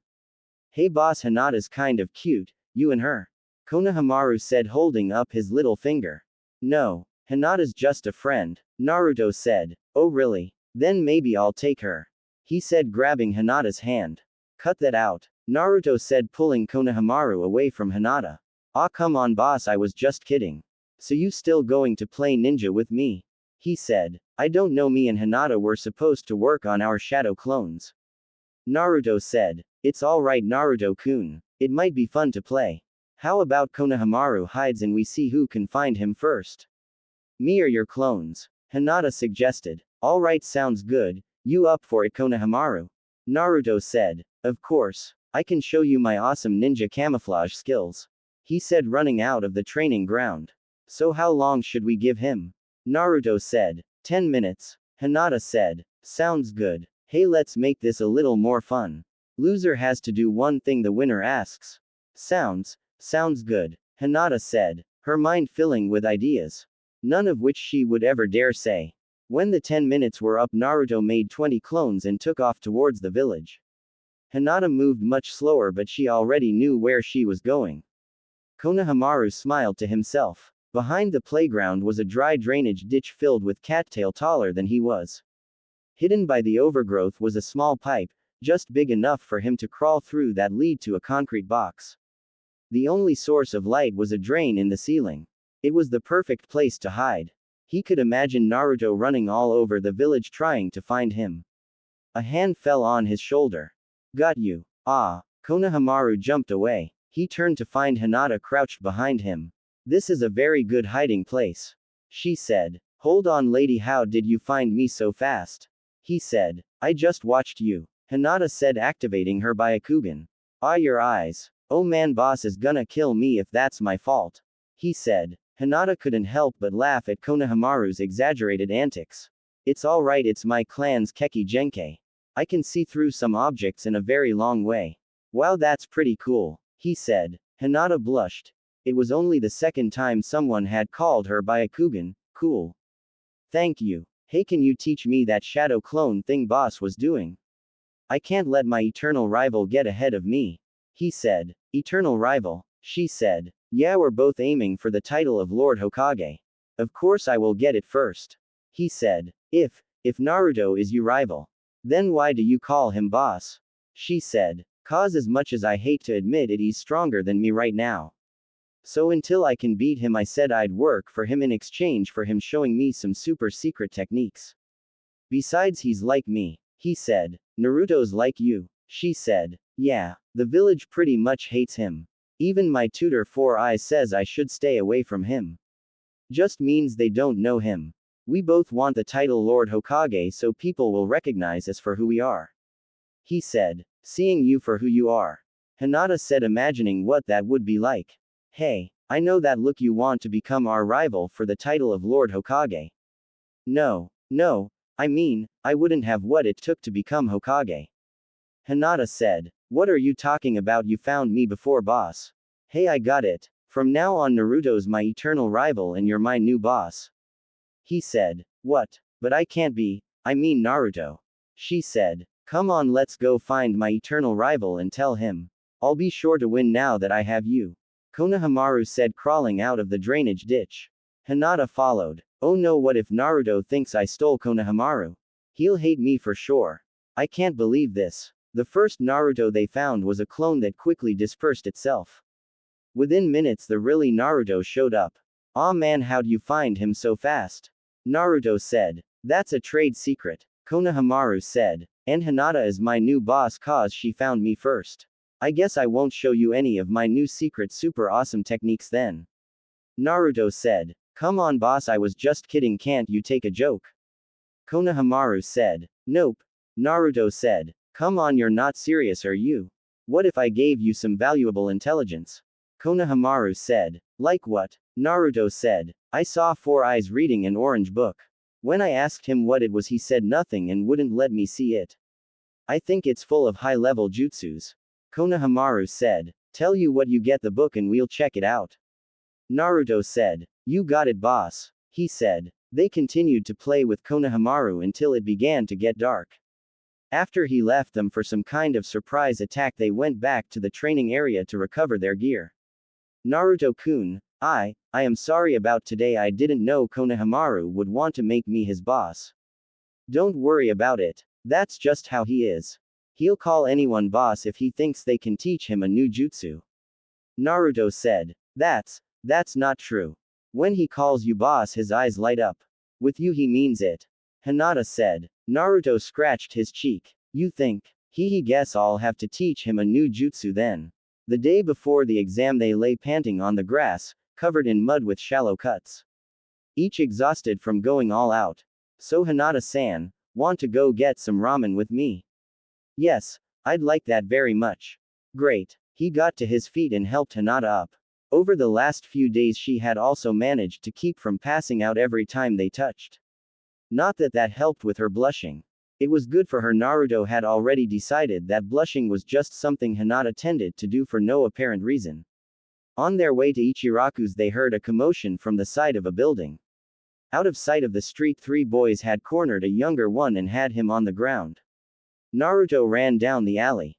Hey, leave him alone. The three boys stopped and looked at Naruto, the kid on the ground and back. Hinata smiled, leave it to Naruto. But then the three boys helped up the younger one and all four attacked Naruto. Hinata froze. She couldn't believe they would just set aside the beating they were giving to hurt Naruto, or that the younger boy would join them. Then she moved. Naruto hadn't raised a finger against them. Hinata was less forgiving. Knocking the first two back with an open palm slap. The other two turned tail and ran. She knelt next to Naruto. Why didn't you fight back? They were just kids, not like they could do much to me. And, I was kind of taken by surprise. He said it with a smile, but she heard the hurt behind his words. Right then she wanted to wrap her arms around him to try and take his pain away. Complete strangers fighting each other would set aside their differences to hurt him. But then he stood up and her chance was gone. The ramen was good, but they were both quiet. Afterwards they said their goodbyes. Naruto-kun, in case I don't get to see you tomorrow before the exam. Good luck. I know you can do it. Of course I can. Thanks to all your help. He said. She blushed and watched him walk away before returning to her own house. Over dinner she had made the decision to ask her father why Naruto was so hated. Surely he would know. If he found it disrespectful for her to ask, well, his disappointment would be nothing new. As expected, her father was not pleased with her being out so late, even if it was for training. He was waiting for her at the entrance to the main house. It was never a good sign when he was waiting. Before she could ask about Naruto, he spoke. You have spent so much time practicing recently, surely you must have something to show for it. You will spar with Hyugen and we shall see the fruits of your labor. Hinata nodded but began to shake. Of all the elders of her family, Hyugen was the most violent, delighting in reminding her that she was worthless in their eyes. She quietly followed her father to one of the smaller training rooms and took her spot. Hyugen was old and overweight but still a master of her clan's style. His eyes looked dead as he smiled at her. At her father's signal the match began. Hyugen drove his hits against her, pressing her back. She could barely keep up with them, remembering all of the past times he had hurt her. Then Naruto flashed in her mind. He said she was fast, strong, and she trusted him. I can do this. I can do this. I can do this. Hyugen struck her arm, swiped her feet off the floor and slammed her down. He followed his victory by hitting several chakra points on her stomach. She doubled over, tasting blood, her body racked with pain, back spasming. He casually picked her up by her ankle and tossed her into the training room's wall. The thin screen split under the force of the hit, as she lay on the floor and began to shiver as the rest of her clan left. Eventually she managed to get up and stagger down the hall. Normally after a session like that she would go to her room and try to sleep off the worst of it. But she had made up her mind earlier that she would find out why the village treated Naruto like they did, and she found a new strength to move if it was for him. She walked to her father's study and was about to knock when she heard a noise that she hadn't heard in years. Her father's laugh. She cracked the door and looked in. Hanabi was sitting on their father's lap reading a scroll with him. They were laughing. Anger boiled inside of her. They had never had moments like that. He barely acknowledged her. She walked in standing as straight as she could. Her father and sister stopped and watched her. I apologize for interrupting, but I have a question. There is a boy in my class who is treated very poorly by the village. I was hoping you could tell me why. His name is Naruto Uzumaki. Her father's face darkened. He is a monster, beneath even you. Do not have any contact with him. He is a murderer that thought to escape his crimes, but we saw through his treachery. Do you understand? A murderer. But he wouldn't harm any. Enough. The subject is closed, he said. Hinata flinched. Yes, father. Hinata said. She bowed quickly and left. Her father's killing intent had almost caused her to pass out. Naruto's a murderer. It can't be. Not Naruto-kun. He's so gentle, but if the village thinks he's a murderer for some reason, that would explain why they treat him like that. But still, Naruto. There were footsteps behind her. She turned and found Hyugen. She tried to look strong but knew she flinched. He just chuckled. It sent chills up her arms. Calm down. I have already reminded you of your worthlessness today. I am here to answer your question, about your classmate. Really? She asked, understandably mistrusting of him. Yes, believe my words if you wish or do not. But that boy is a mistake left behind by the fourth. He is the human form of the demon fox, the Kyubi no Yoko. What? Hinata said. The fourth was not as strong as the stories lead us to believe. He could not kill the demon, instead he sealed it in a baby, Naruto.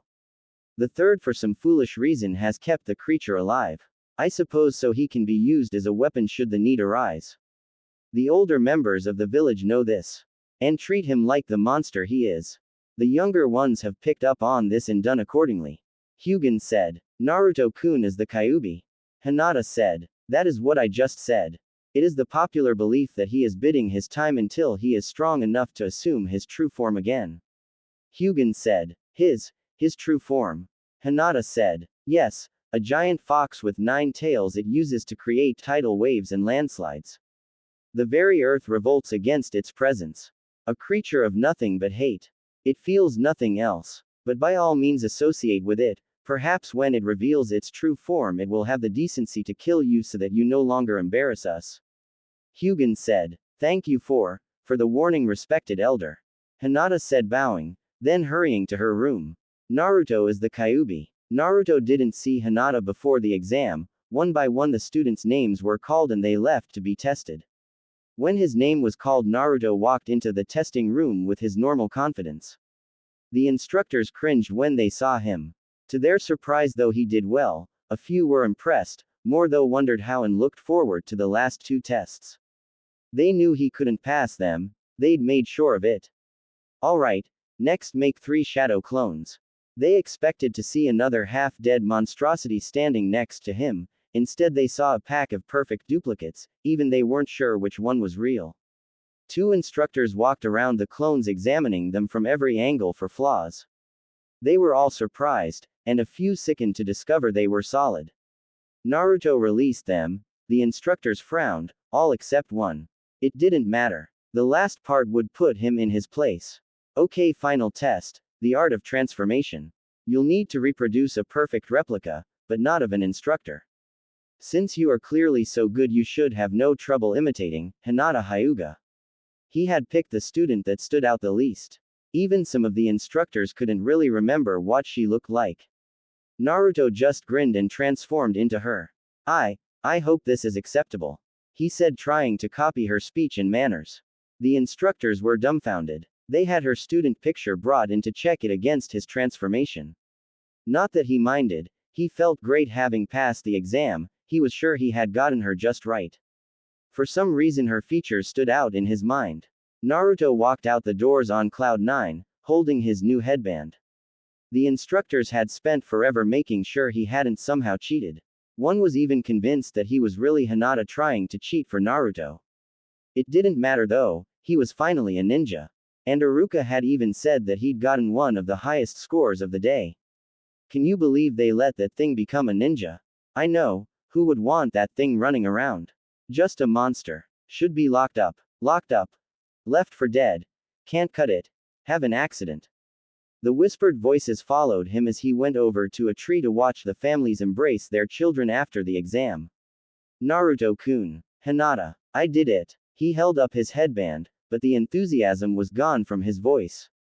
Congratulations. I did too, she said, showing him her identical headband. Would you want to go get some ramen? My treat. Won't your family miss you though? He said. No, I'm sure they won't. She said. The offer for free ramen perked Naruto up a little and he was almost back to his normal self after showing Tsuki and Ayame his headband. Afterwards they walked around the village. They didn't pay attention to where they were going, but eventually they ended up on a small bridge. Naruto stopped and looked at the water. Thanks Hinata-chan. I was pretty bummed earlier. I overheard some of the villagers talking. Sometimes it seems like I can never prove myself to them. I just wish I knew why they hated me. Hinata was torn, she knew, but she didn't know if she should tell him. Naruto-kun, if someone knew why. No matter what, would you want to know? Of course I would, he said. Last night I asked the elders of my clan. They said. She took a deep breath and pushed it all out at once. It's because the village sees you as the Kyuubi. The fourth sealed it within you and they see you as its human form. Naruto laughed. But it was filled with such a crushing depression that it hit Hinata like a physical blow. That's why. No wonder they all hate me. After everything I did, I killed all those people. How could they even let me live? No. That wasn't you. That was the Kyuubi. You are Naruto-kun, not the Kyuubi. Hinata said. I thought if I worked hard enough, put everything I had into it, that I could earn their respect, become the Hokage. But they'd never let me, not with what I am. Naruto said. Then he did the last thing she expected. He hugged her, and she didn't pass out. His embrace was tight, like he was trying to use her as an anchor for his very existence against everything he had just found out. Thank you, for telling me. I'm going home for a while to think about it. I'll see you tomorrow when we find out our team's okay. Okay, Naruto-kun. Hinata said. Naruto stood in the Hokage's office. The old man looked up and smiled. Naruto, I heard the good news. Finally a ninja What's wrong? I haven't seen you this depressed since Ichiraku's ran out of ramen. I'm never going to be Hokage.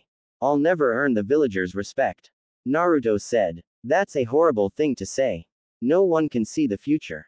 The Hokage said. I know about the Kyuubi. Naruto said. The third paled. Who told you? It doesn't matter. The villagers would never let me become Hokage. I thought I could push past them with determination, but now that I know what I am. Don't worry, I'm not angry with you. Naruto said. The Hokage set his pipe on his desk. The fourth wanted you to be seen as a hero, the jailer of the beats. Protecting us every day. The village though, this idiot-filled village of fools, chose to see you as the very thing you protect us from. If you keep working hard though, there is no reason you can't still win them over. Yes, it will be hard, but I know you can do it. I'm sorry, but I'm leaving the village. Naruto said. The third jumped up and caught him by the arm. Think about what you are doing, Naruto. I have, and I already have. Naruto said. Already have. The third said. Left. Naruto's shadow clone disappeared in a puff of smoke. The third called an Anbu team. Gather all the trackers you can, spread out along the village's borders. I will take a team to Naruto's apartment and pick up the trail there. Do not under any circumstance harm him. Naruto stuffed a jacket in his bag. He didn't even know what he would need. For the 20th time he was tempted to stay, but there was nothing left in the village for him. He was just a monster that should disappear. There was a knock at his door. He opened it to find Hinata standing in the hall. Hinata-san, what are you doing here? You're going to leave, aren't you? She said. How'd you figure that out?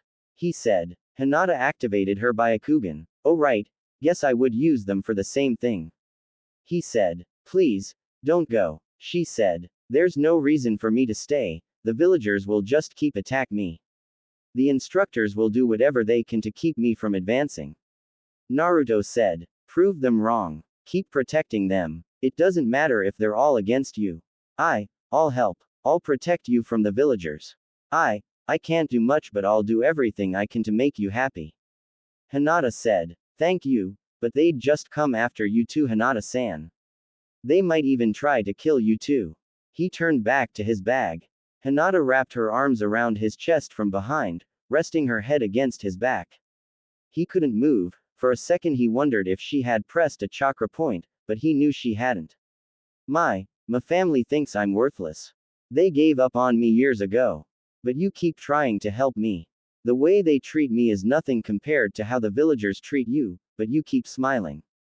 All I do is hide. But since we've been training together, I have been able to at least lift my head again. Just being near you makes me feel stronger. Without you I'd have already fallen. I love you. Hinata said. Naruto was frozen. She loves me. Hinata-chan. For several long minutes they didn't move. Hinata was sure she had just broken things between them and waited for him to laugh at her, to tell her she was just a creepy weirdo. But that wouldn't matter. She had said it, she had finally done it, and she had no regrets. Finally Naruto spoke. I really don't know what to say. I don't know a lot about love, or anything like that. But I guess if I helped you out, then everything's been worth it so far. But I don't know. I don't know what I should do. If you leave, then I'm coming with you. Hinata said with as much conviction as she could muster. But your family, Naruto said. They are blood relatives, not a family to me. They are only a family when I'm not around. She let go of him and stepped back, pulling up her shit. Naruto's eyes widened in disbelief. Hinata's stomach was covered in deep circular bruises and a long one that ran from her hip up her side, making it hurt to move. They know that I've been training and wanted to see what I had learned. This is what he did to me, after he won. Anger rose in him. All his life he wanted a family, and here was one with a daughter as wonderful as Hinata, and this is what they did to her. Hinata touched Naruto's arm. If it wasn't for you, they gave up hope on me, and so did I. But when I'm with you I get a little stronger. And even if it's just a little bit, it's because of you. You've already done the impossible, making me stronger, so becoming Hokage should be a piece of cake.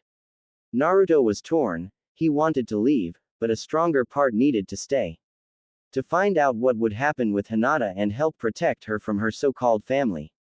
Hinata was trembling. She had used up everything she had, laid her heart before Naruto. It was too much and she collapsed. Naruto caught her and laid her gently on his couch, then sat on the floor leaning against it, thinking.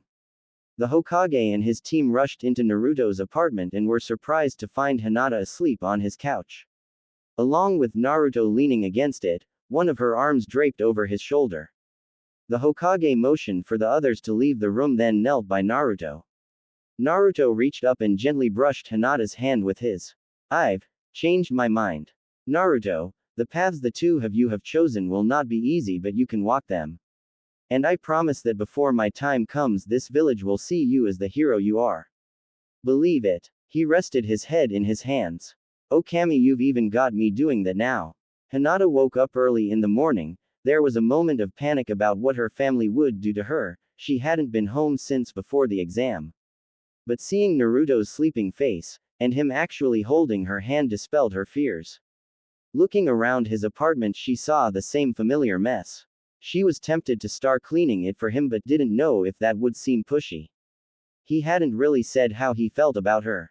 Naruto stirred. Good morning. Good morning, Naruto-kun. You stayed. Hinata said. Yay. I still don't know about any of that stuff, but I guess I can stick it out a while longer and see what happens. Hungry? He said. She nodded her head. Surprisingly, he did have more than ramen in his kitchen. Though his milk had expired and she refused to let him use it. Oh come on, what's cereal without milk? Naruto said. I could go buy some. Hinata offered. Naruto agreed and gave her some money, insisting since it was for his apartment. While she was gone, he made several shadow clones to clean his apartment. The mess had never bothered him before, but with Hinata around he suddenly wanted it to look clean. After all, he didn't want to scare her away, and that thought led him to another. He really did hope she came over a lot. When Hinata got back, she handed over the milk and change. Naruto stared at it for a moment before laughing. Right, I forgot. Forgot what? Hinata said. The shop owners always charge me double. Naruto said. They do. Hinata said. Yay. Well, the ones that will sell to me at all. I'm so used to it I don't even notice anymore. Naruto said. They ate quietly. Hinata not sure what to do. Naruto lost in thought. So much had happened. I am a ninja. I am the Kyuubi. I am the Kyuubi's jailer. It was all so much to take in, not to mention Hinata's confession to him. He wondered if he should ask the third about it. After breakfast, Naruto told Hinata to go ahead to the academy and that he'd catch up. He needed to unpack his things. She hesitated but agreed. In truth, that was only half of it. He also didn't want to show up with Hinata at the academy. He was worried that if she was seen with him too often, the villagers might start to bother her too. Naruto paused. Why didn't I ever think of that all those times I asked Sakura out?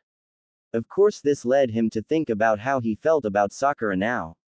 She was cute, but so was Hinata. He had seen that during their training when she took off her oversized jacket.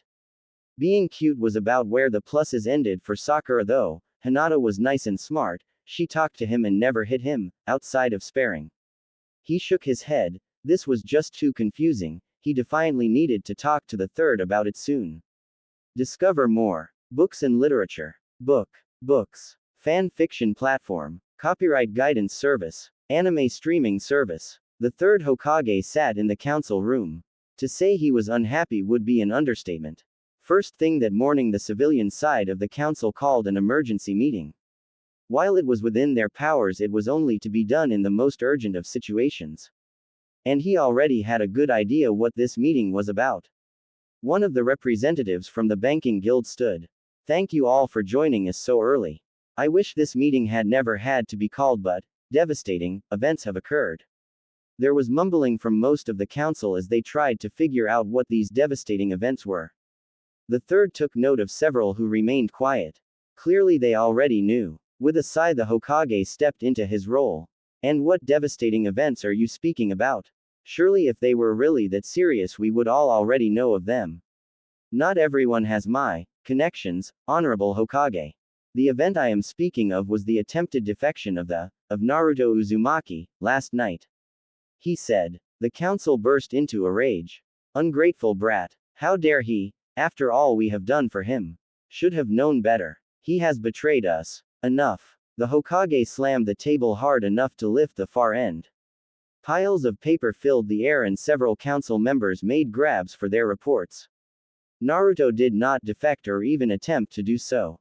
But Honorable Hokage, didn't you personally lead a attacking team to his apartment and dispatch several others to our borders?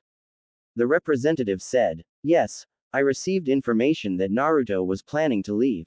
However, when we arrived at his home, he was there with no intention of leaving.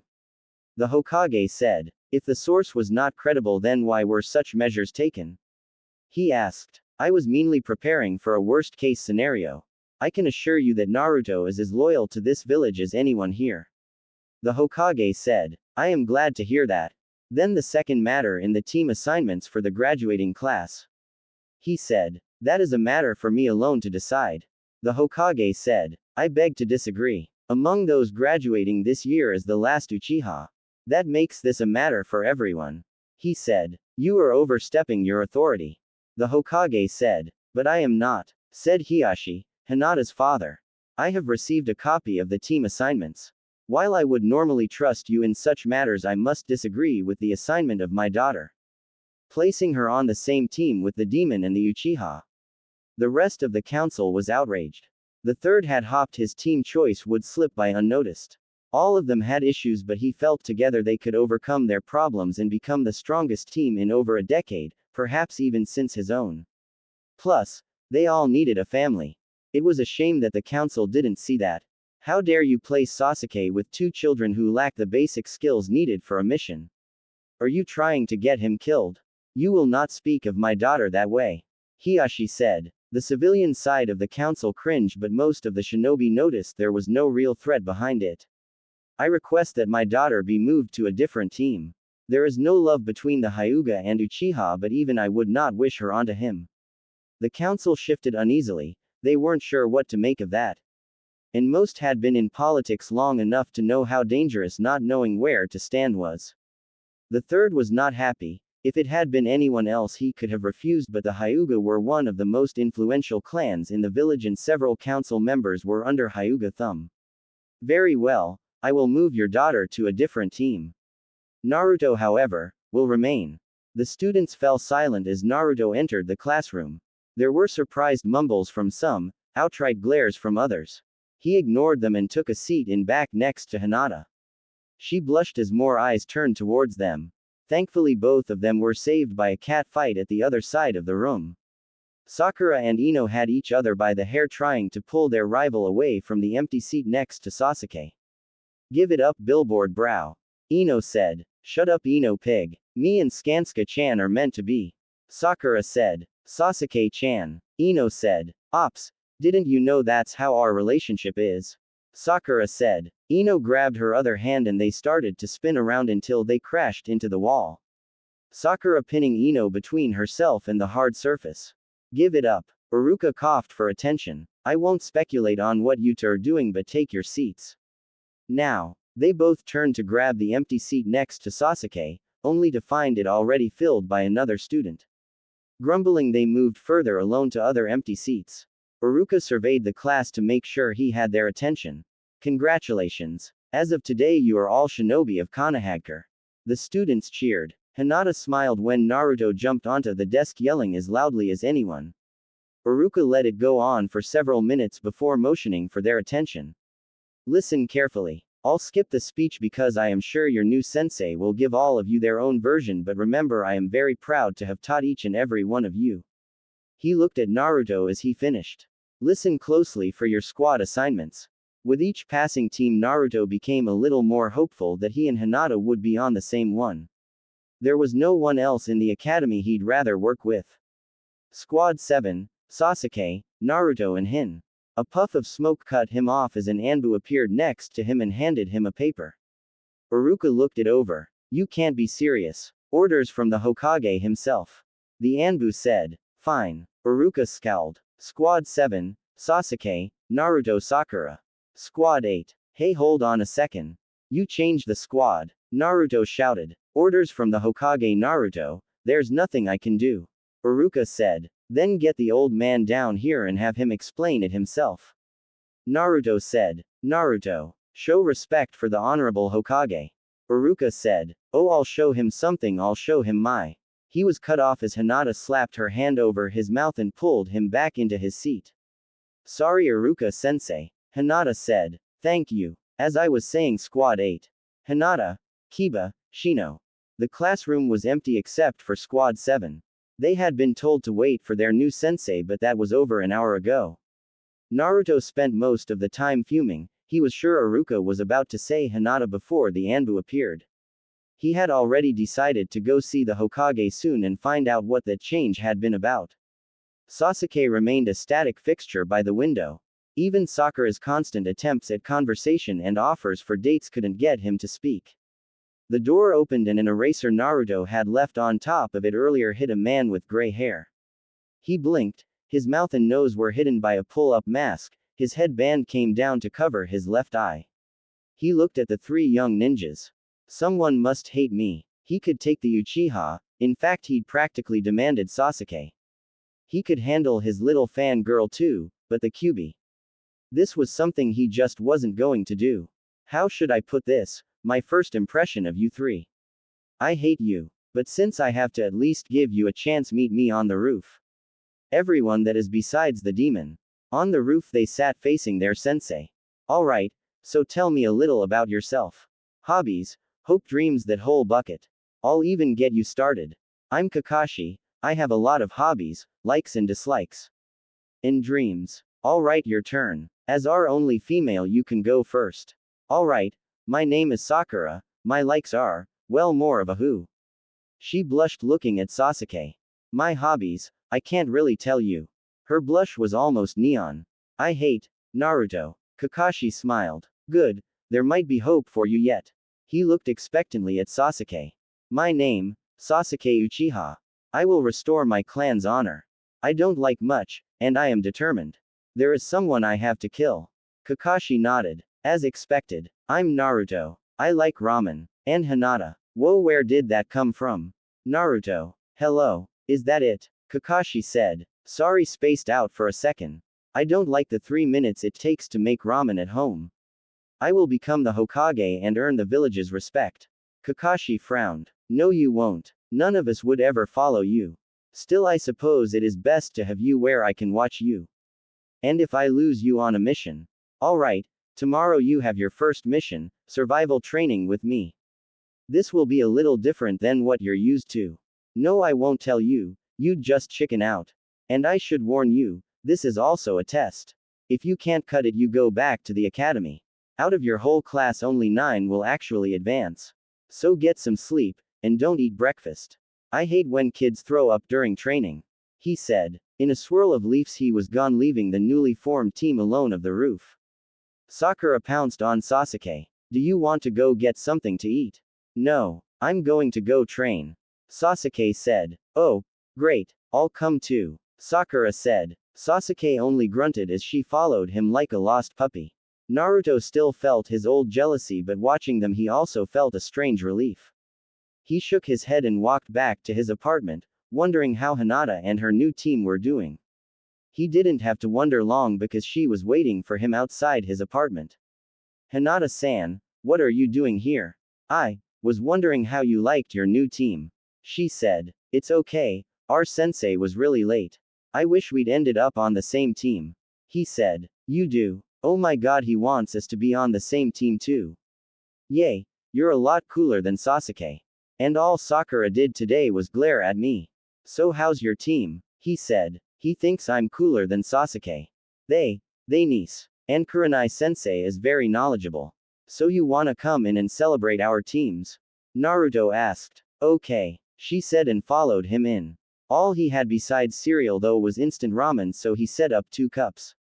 When it was done he raised his cup in a mock toast. To our teams and our first mission. To our teams. Hinata said. So Hinata-san, did your sensei mention anything about a test? Naruto said. Yes. Tomorrow we have to pass something or we have to go back to the academy. I'm nervous. What if I ruin it for my team? She said. You'll do fine. After all, we've practiced a lot and you're defiantly strong enough to handle anything the village can throw at you. Besides, you're the smartest girl I know. Naruto said. Naruto-kun, I'm really the only girl you know.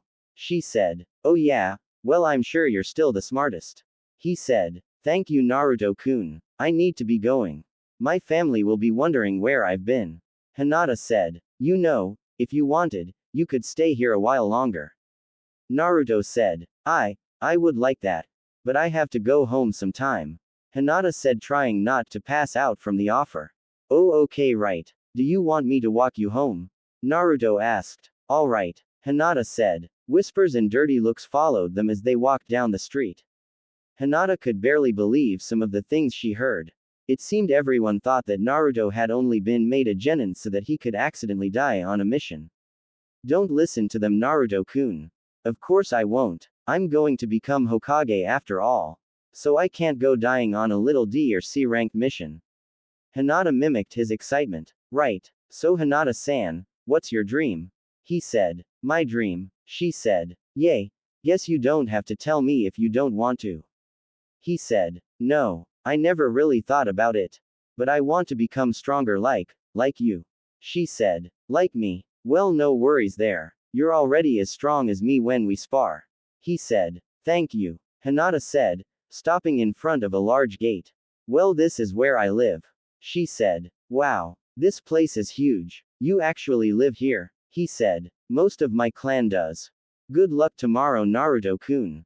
She said. Thanks. You too. He said. Hinata had the urge to throw her arms around Naruto and hug him goodbye, but she knew several members of her clan were probably watching, so she resisted. Much to Naruto's disappointment, Naruto crouched on a training post.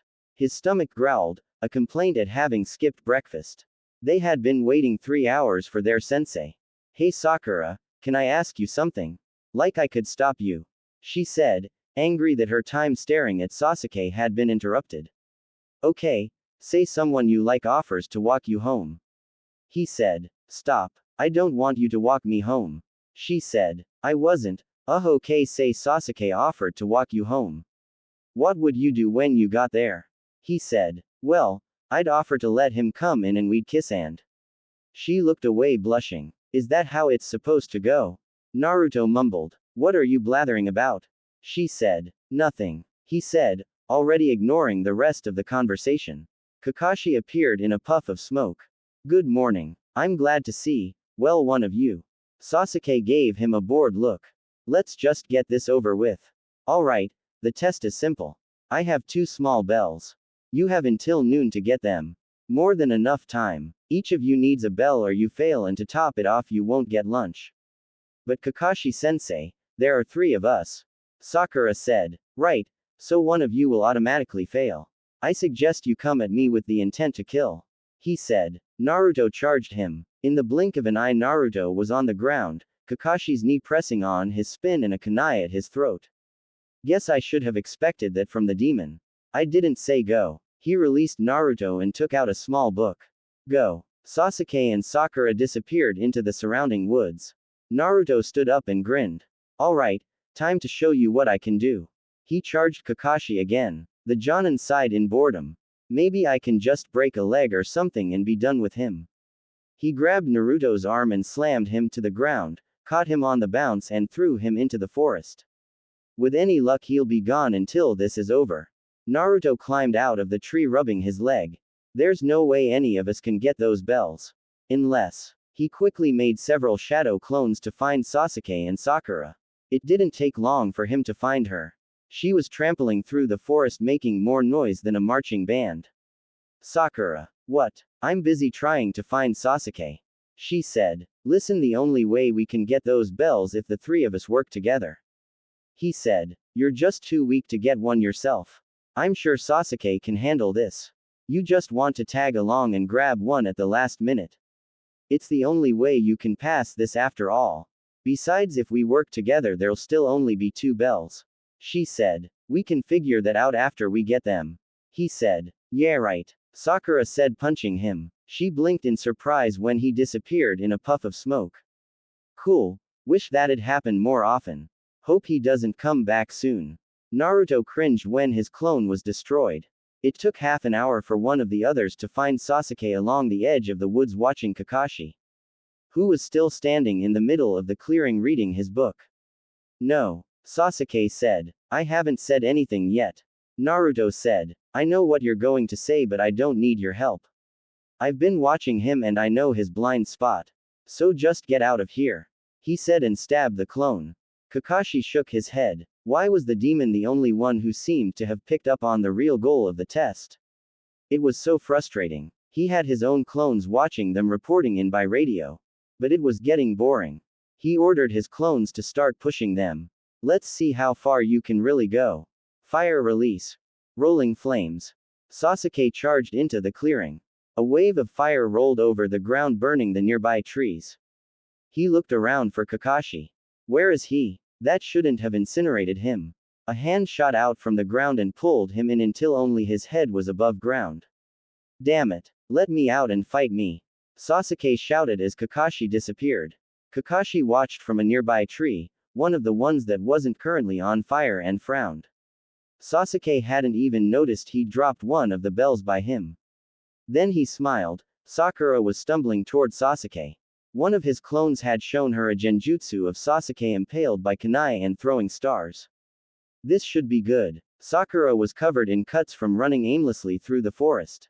When she stepped into the clearing, she saw Sasuke's head sitting on the ground, watching her. He gave her a bored look.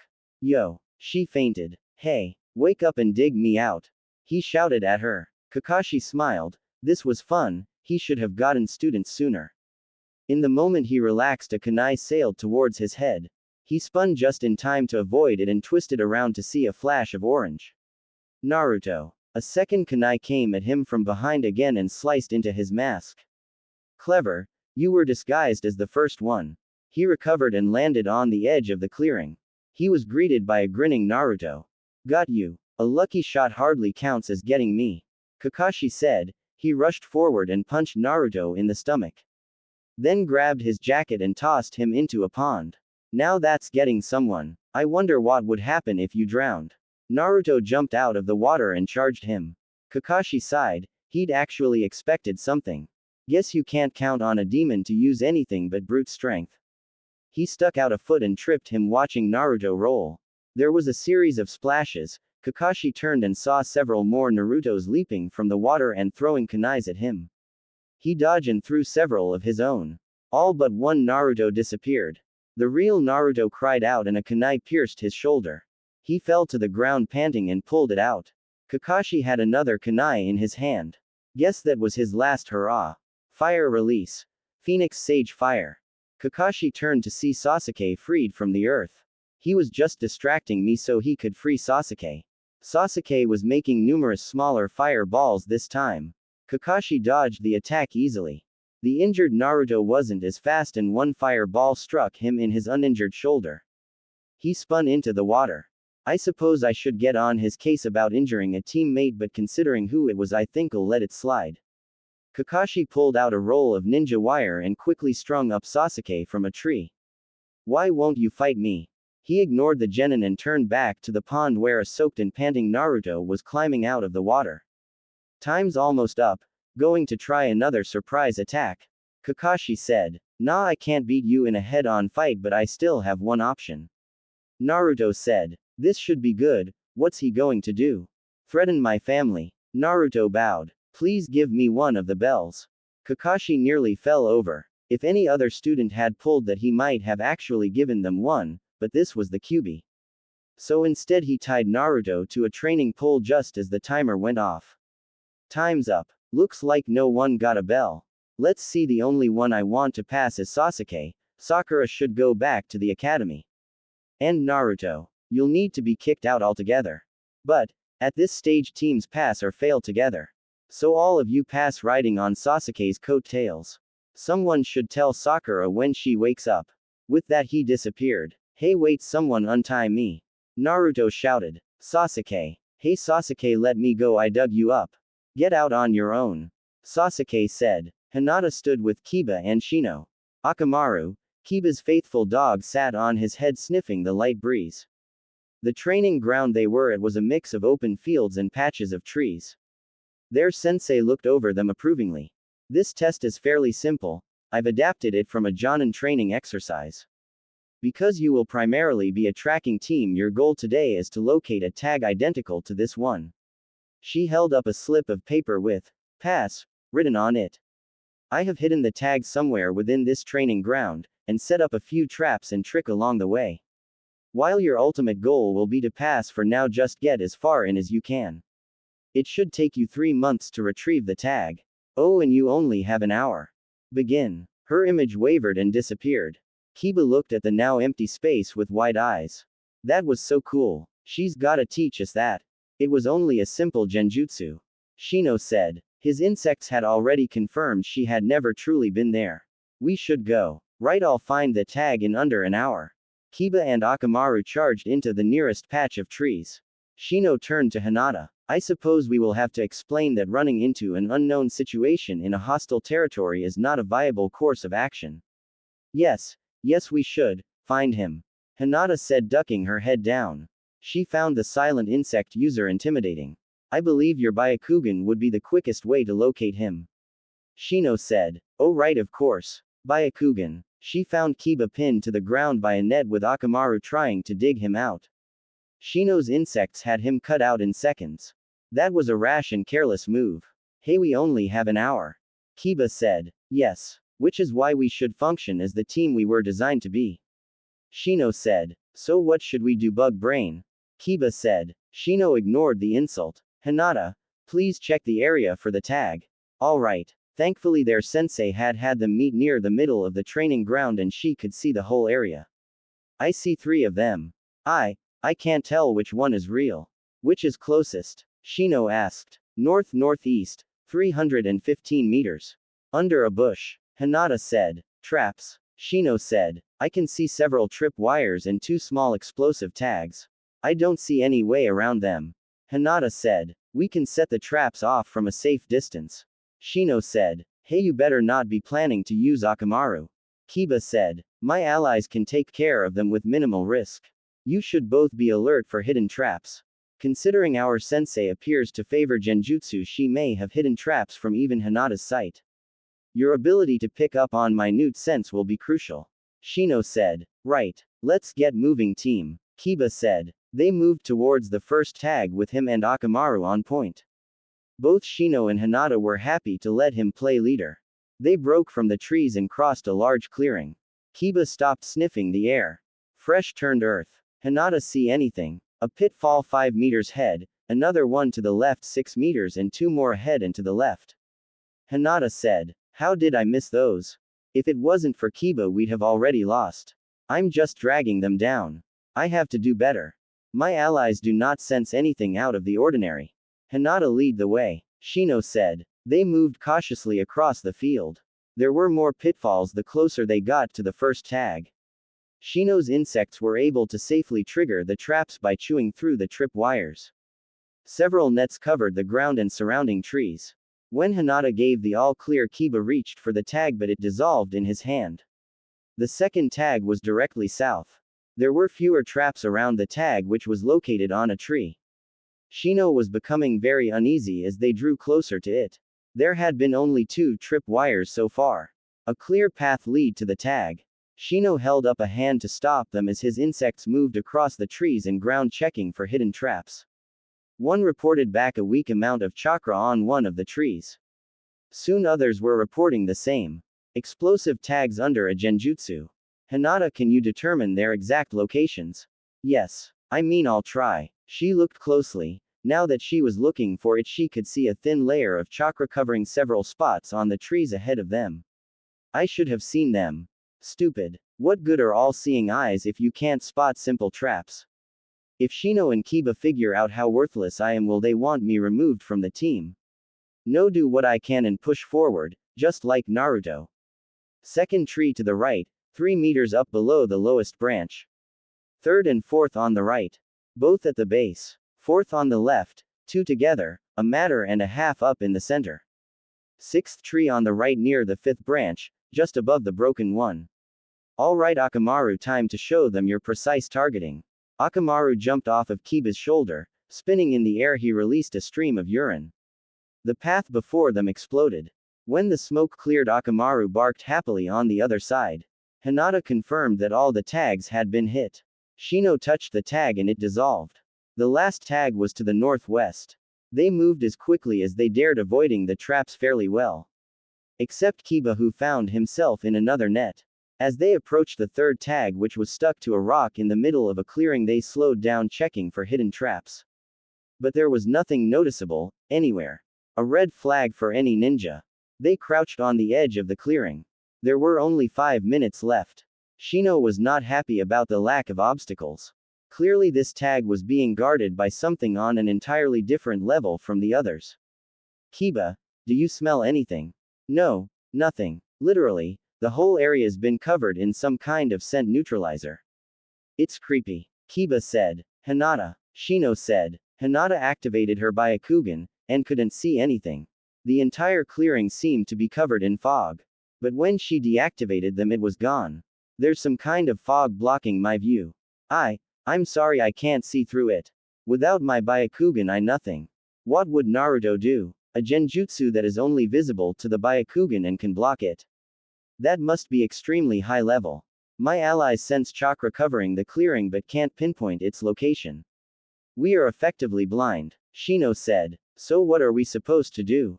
We've only got 4 minutes left. Kiba said. Even if this tag is another fake, we won't have time to find the real one.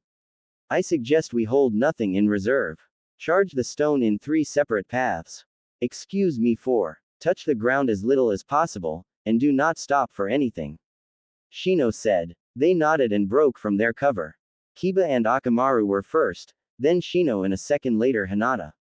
Kiba ran to the right and curved towards the rock. Akamaru did the same but skirted the edge of the clearing.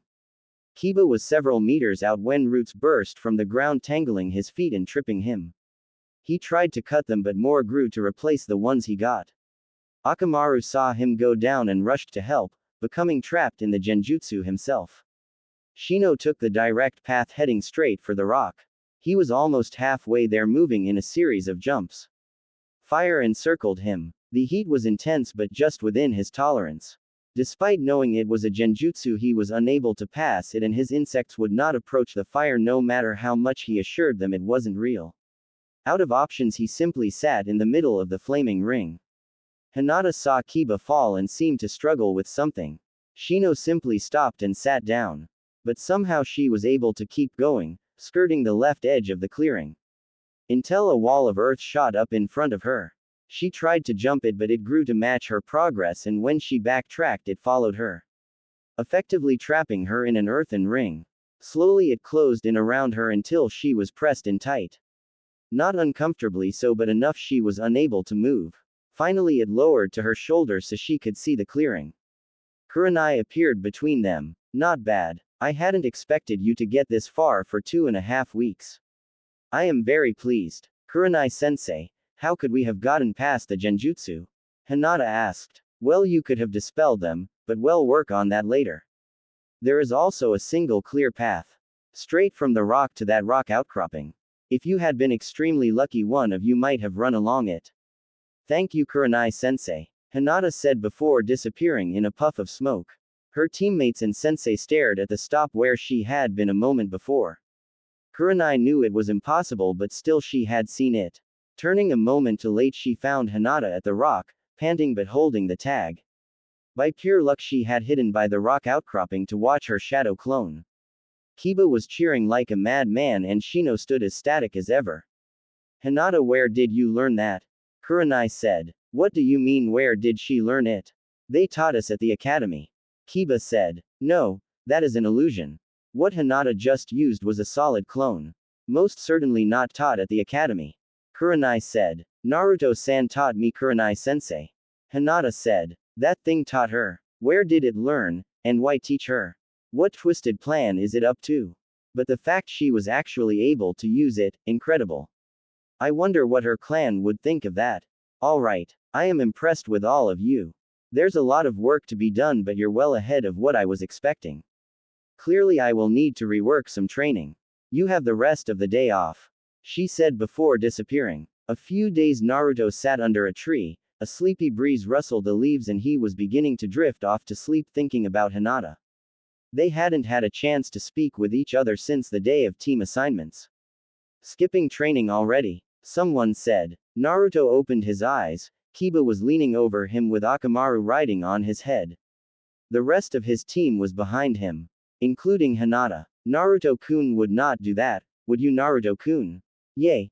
Kakashi-sensei told me there was nothing I could learn from today's training and to leave, so I thought I'd just relax, he said, getting up. Naruto-kun. What happened? Hinata said. He looked around confused, until he remembered he hadn't had a chance to fix up his jacket yet. One shoulder had a charred hole in it, the other a bloody slash. Oh, nothing. That's not nothing, let me see. Hinata said, trying to wrestle his jacket off. The rest of Team 8 watched in shock. She had barely been able to say 2 sentences to them, and here she was practically stripping Naruto in the middle of the training grounds. Kurenai shook her head. I can't blame Kakashi for not wanting to train the demon, but how'd my squad get sucked into this? And what's got Hinata acting like this towards him? Hinata finally got Naruto's jacket and shirt off. There were no traces left of his injuries. See, Hinata-chan. Just got a little roughed up during our test, I'm fine. Can I have my clothes back? His clothes? Hinata looked down at her hands. She was clutching his jacket and shirt. She threw them at him and ran behind a tree, turning red with embarrassment. Oh God, I just ripped his clothes off. I can't believe I did that. He's going to hate me now. Hinata-chan, are you alright? Naruto said, poking around in the trees looking for her. I'm sorry. Naruto-kun, I didn't. Hinata said. No problem, it wasn't too bad actually. Naruto said. Not too bad. Does that mean Her thoughts were interrupted by Kiba. Hey Hinata. Come on, we've got training. Naruto, why don't you come too? Then you can see a real ninja's skill. That okay, right, Kurenai-sensei? Wonderful. The demon brat's the last thing I want to deal with today. Still, it'll be a good chance to see just what he's like. And if my squad can show off a bit, all the better. Alright, for today Naruto will be training with us. So since we have a guest, let's have a little competition. She pulled a white tag from her pocket and 2 watches. She tossed one to Hinata and the other to Kiba. Hinata, Naruto, it's you 2 against Kiba and Shino. Each team will start from a different training ground. I'm going to hide the tag at the waterfall 3 kilometers north of here. In 20 minutes head there and find it. Hinata, Naruto, you'll start from the 5th training ground. Go get in position. Alright. Naruto grabbed Hinata's hand and pulled her towards their starting point. Kiba growled. Are you sure this is a good idea? Don't worry, I'll be keep an eye on them. And if you're concerned, you just need to finish this as quickly as possible. Kurenai said, jumping into the woods.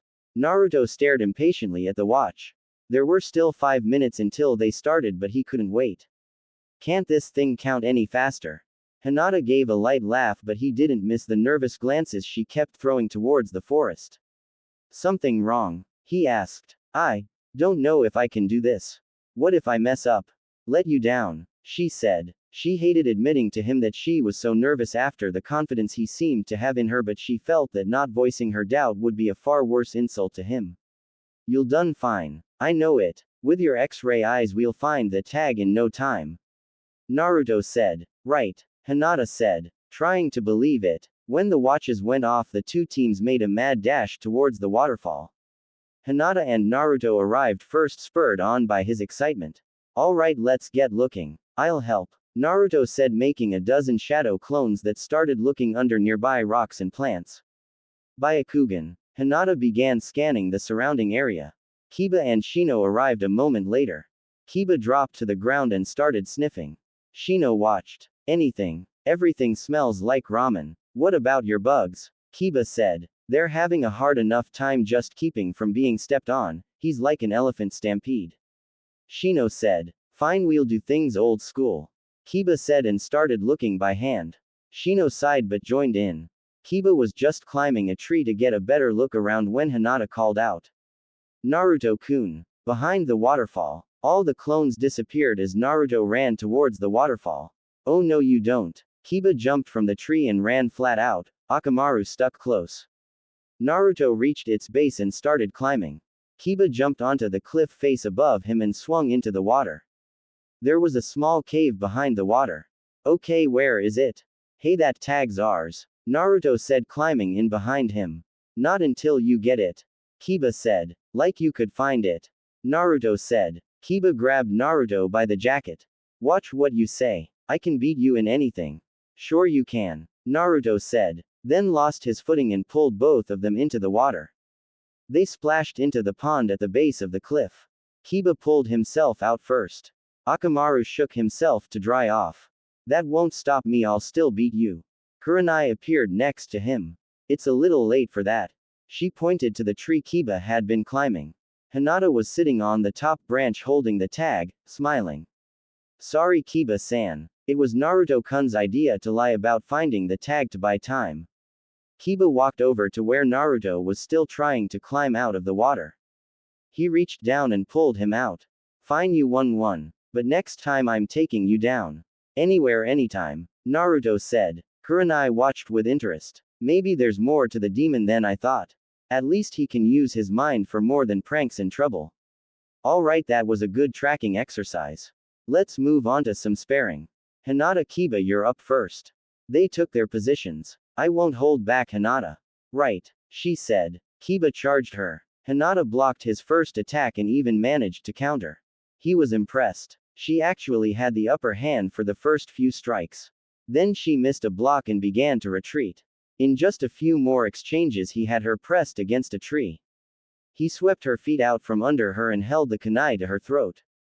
You're really improving. Hey Hinata-chan, why were you taking it easy on him?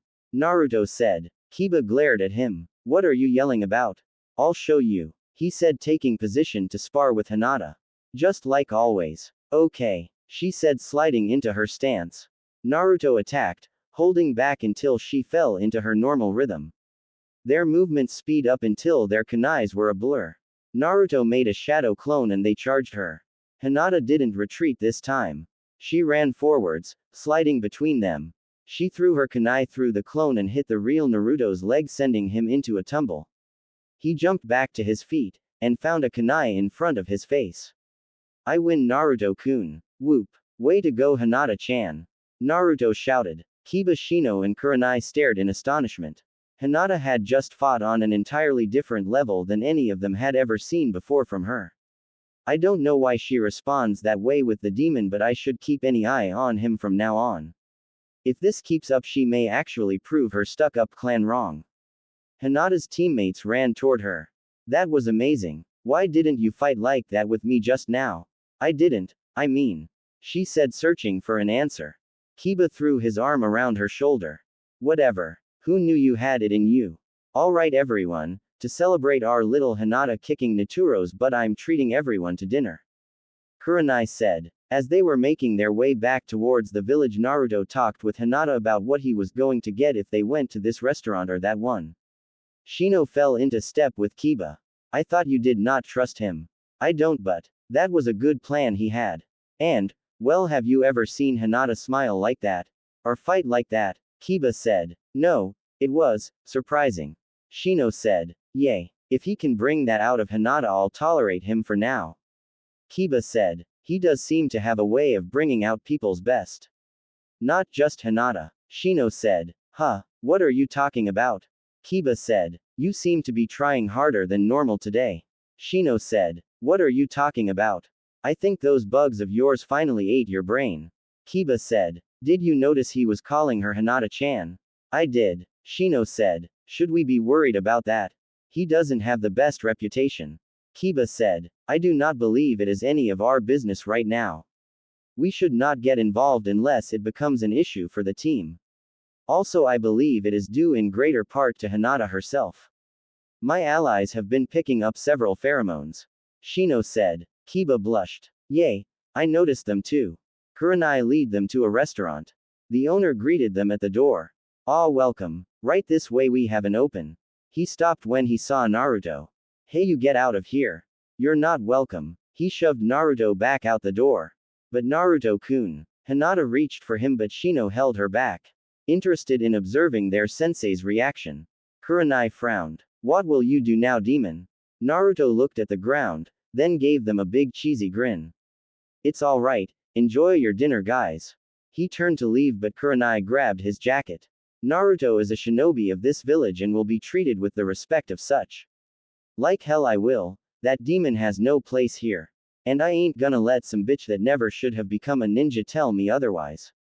What did you say? Kurenai asked, debating if it would be inappropriate to deal with him in front of her students. I said I ain't gonna let some bitch that slept her way to her position tell me what to do. He was cut off as Naruto struck him in the gut. He doubled over. Shut the hell up, Naruto said. Damn, you brat. Die. The owner drew a butcher knife and swung at Naruto's throat. Naruto stepped backward and grabbed his own kunai to defend himself with.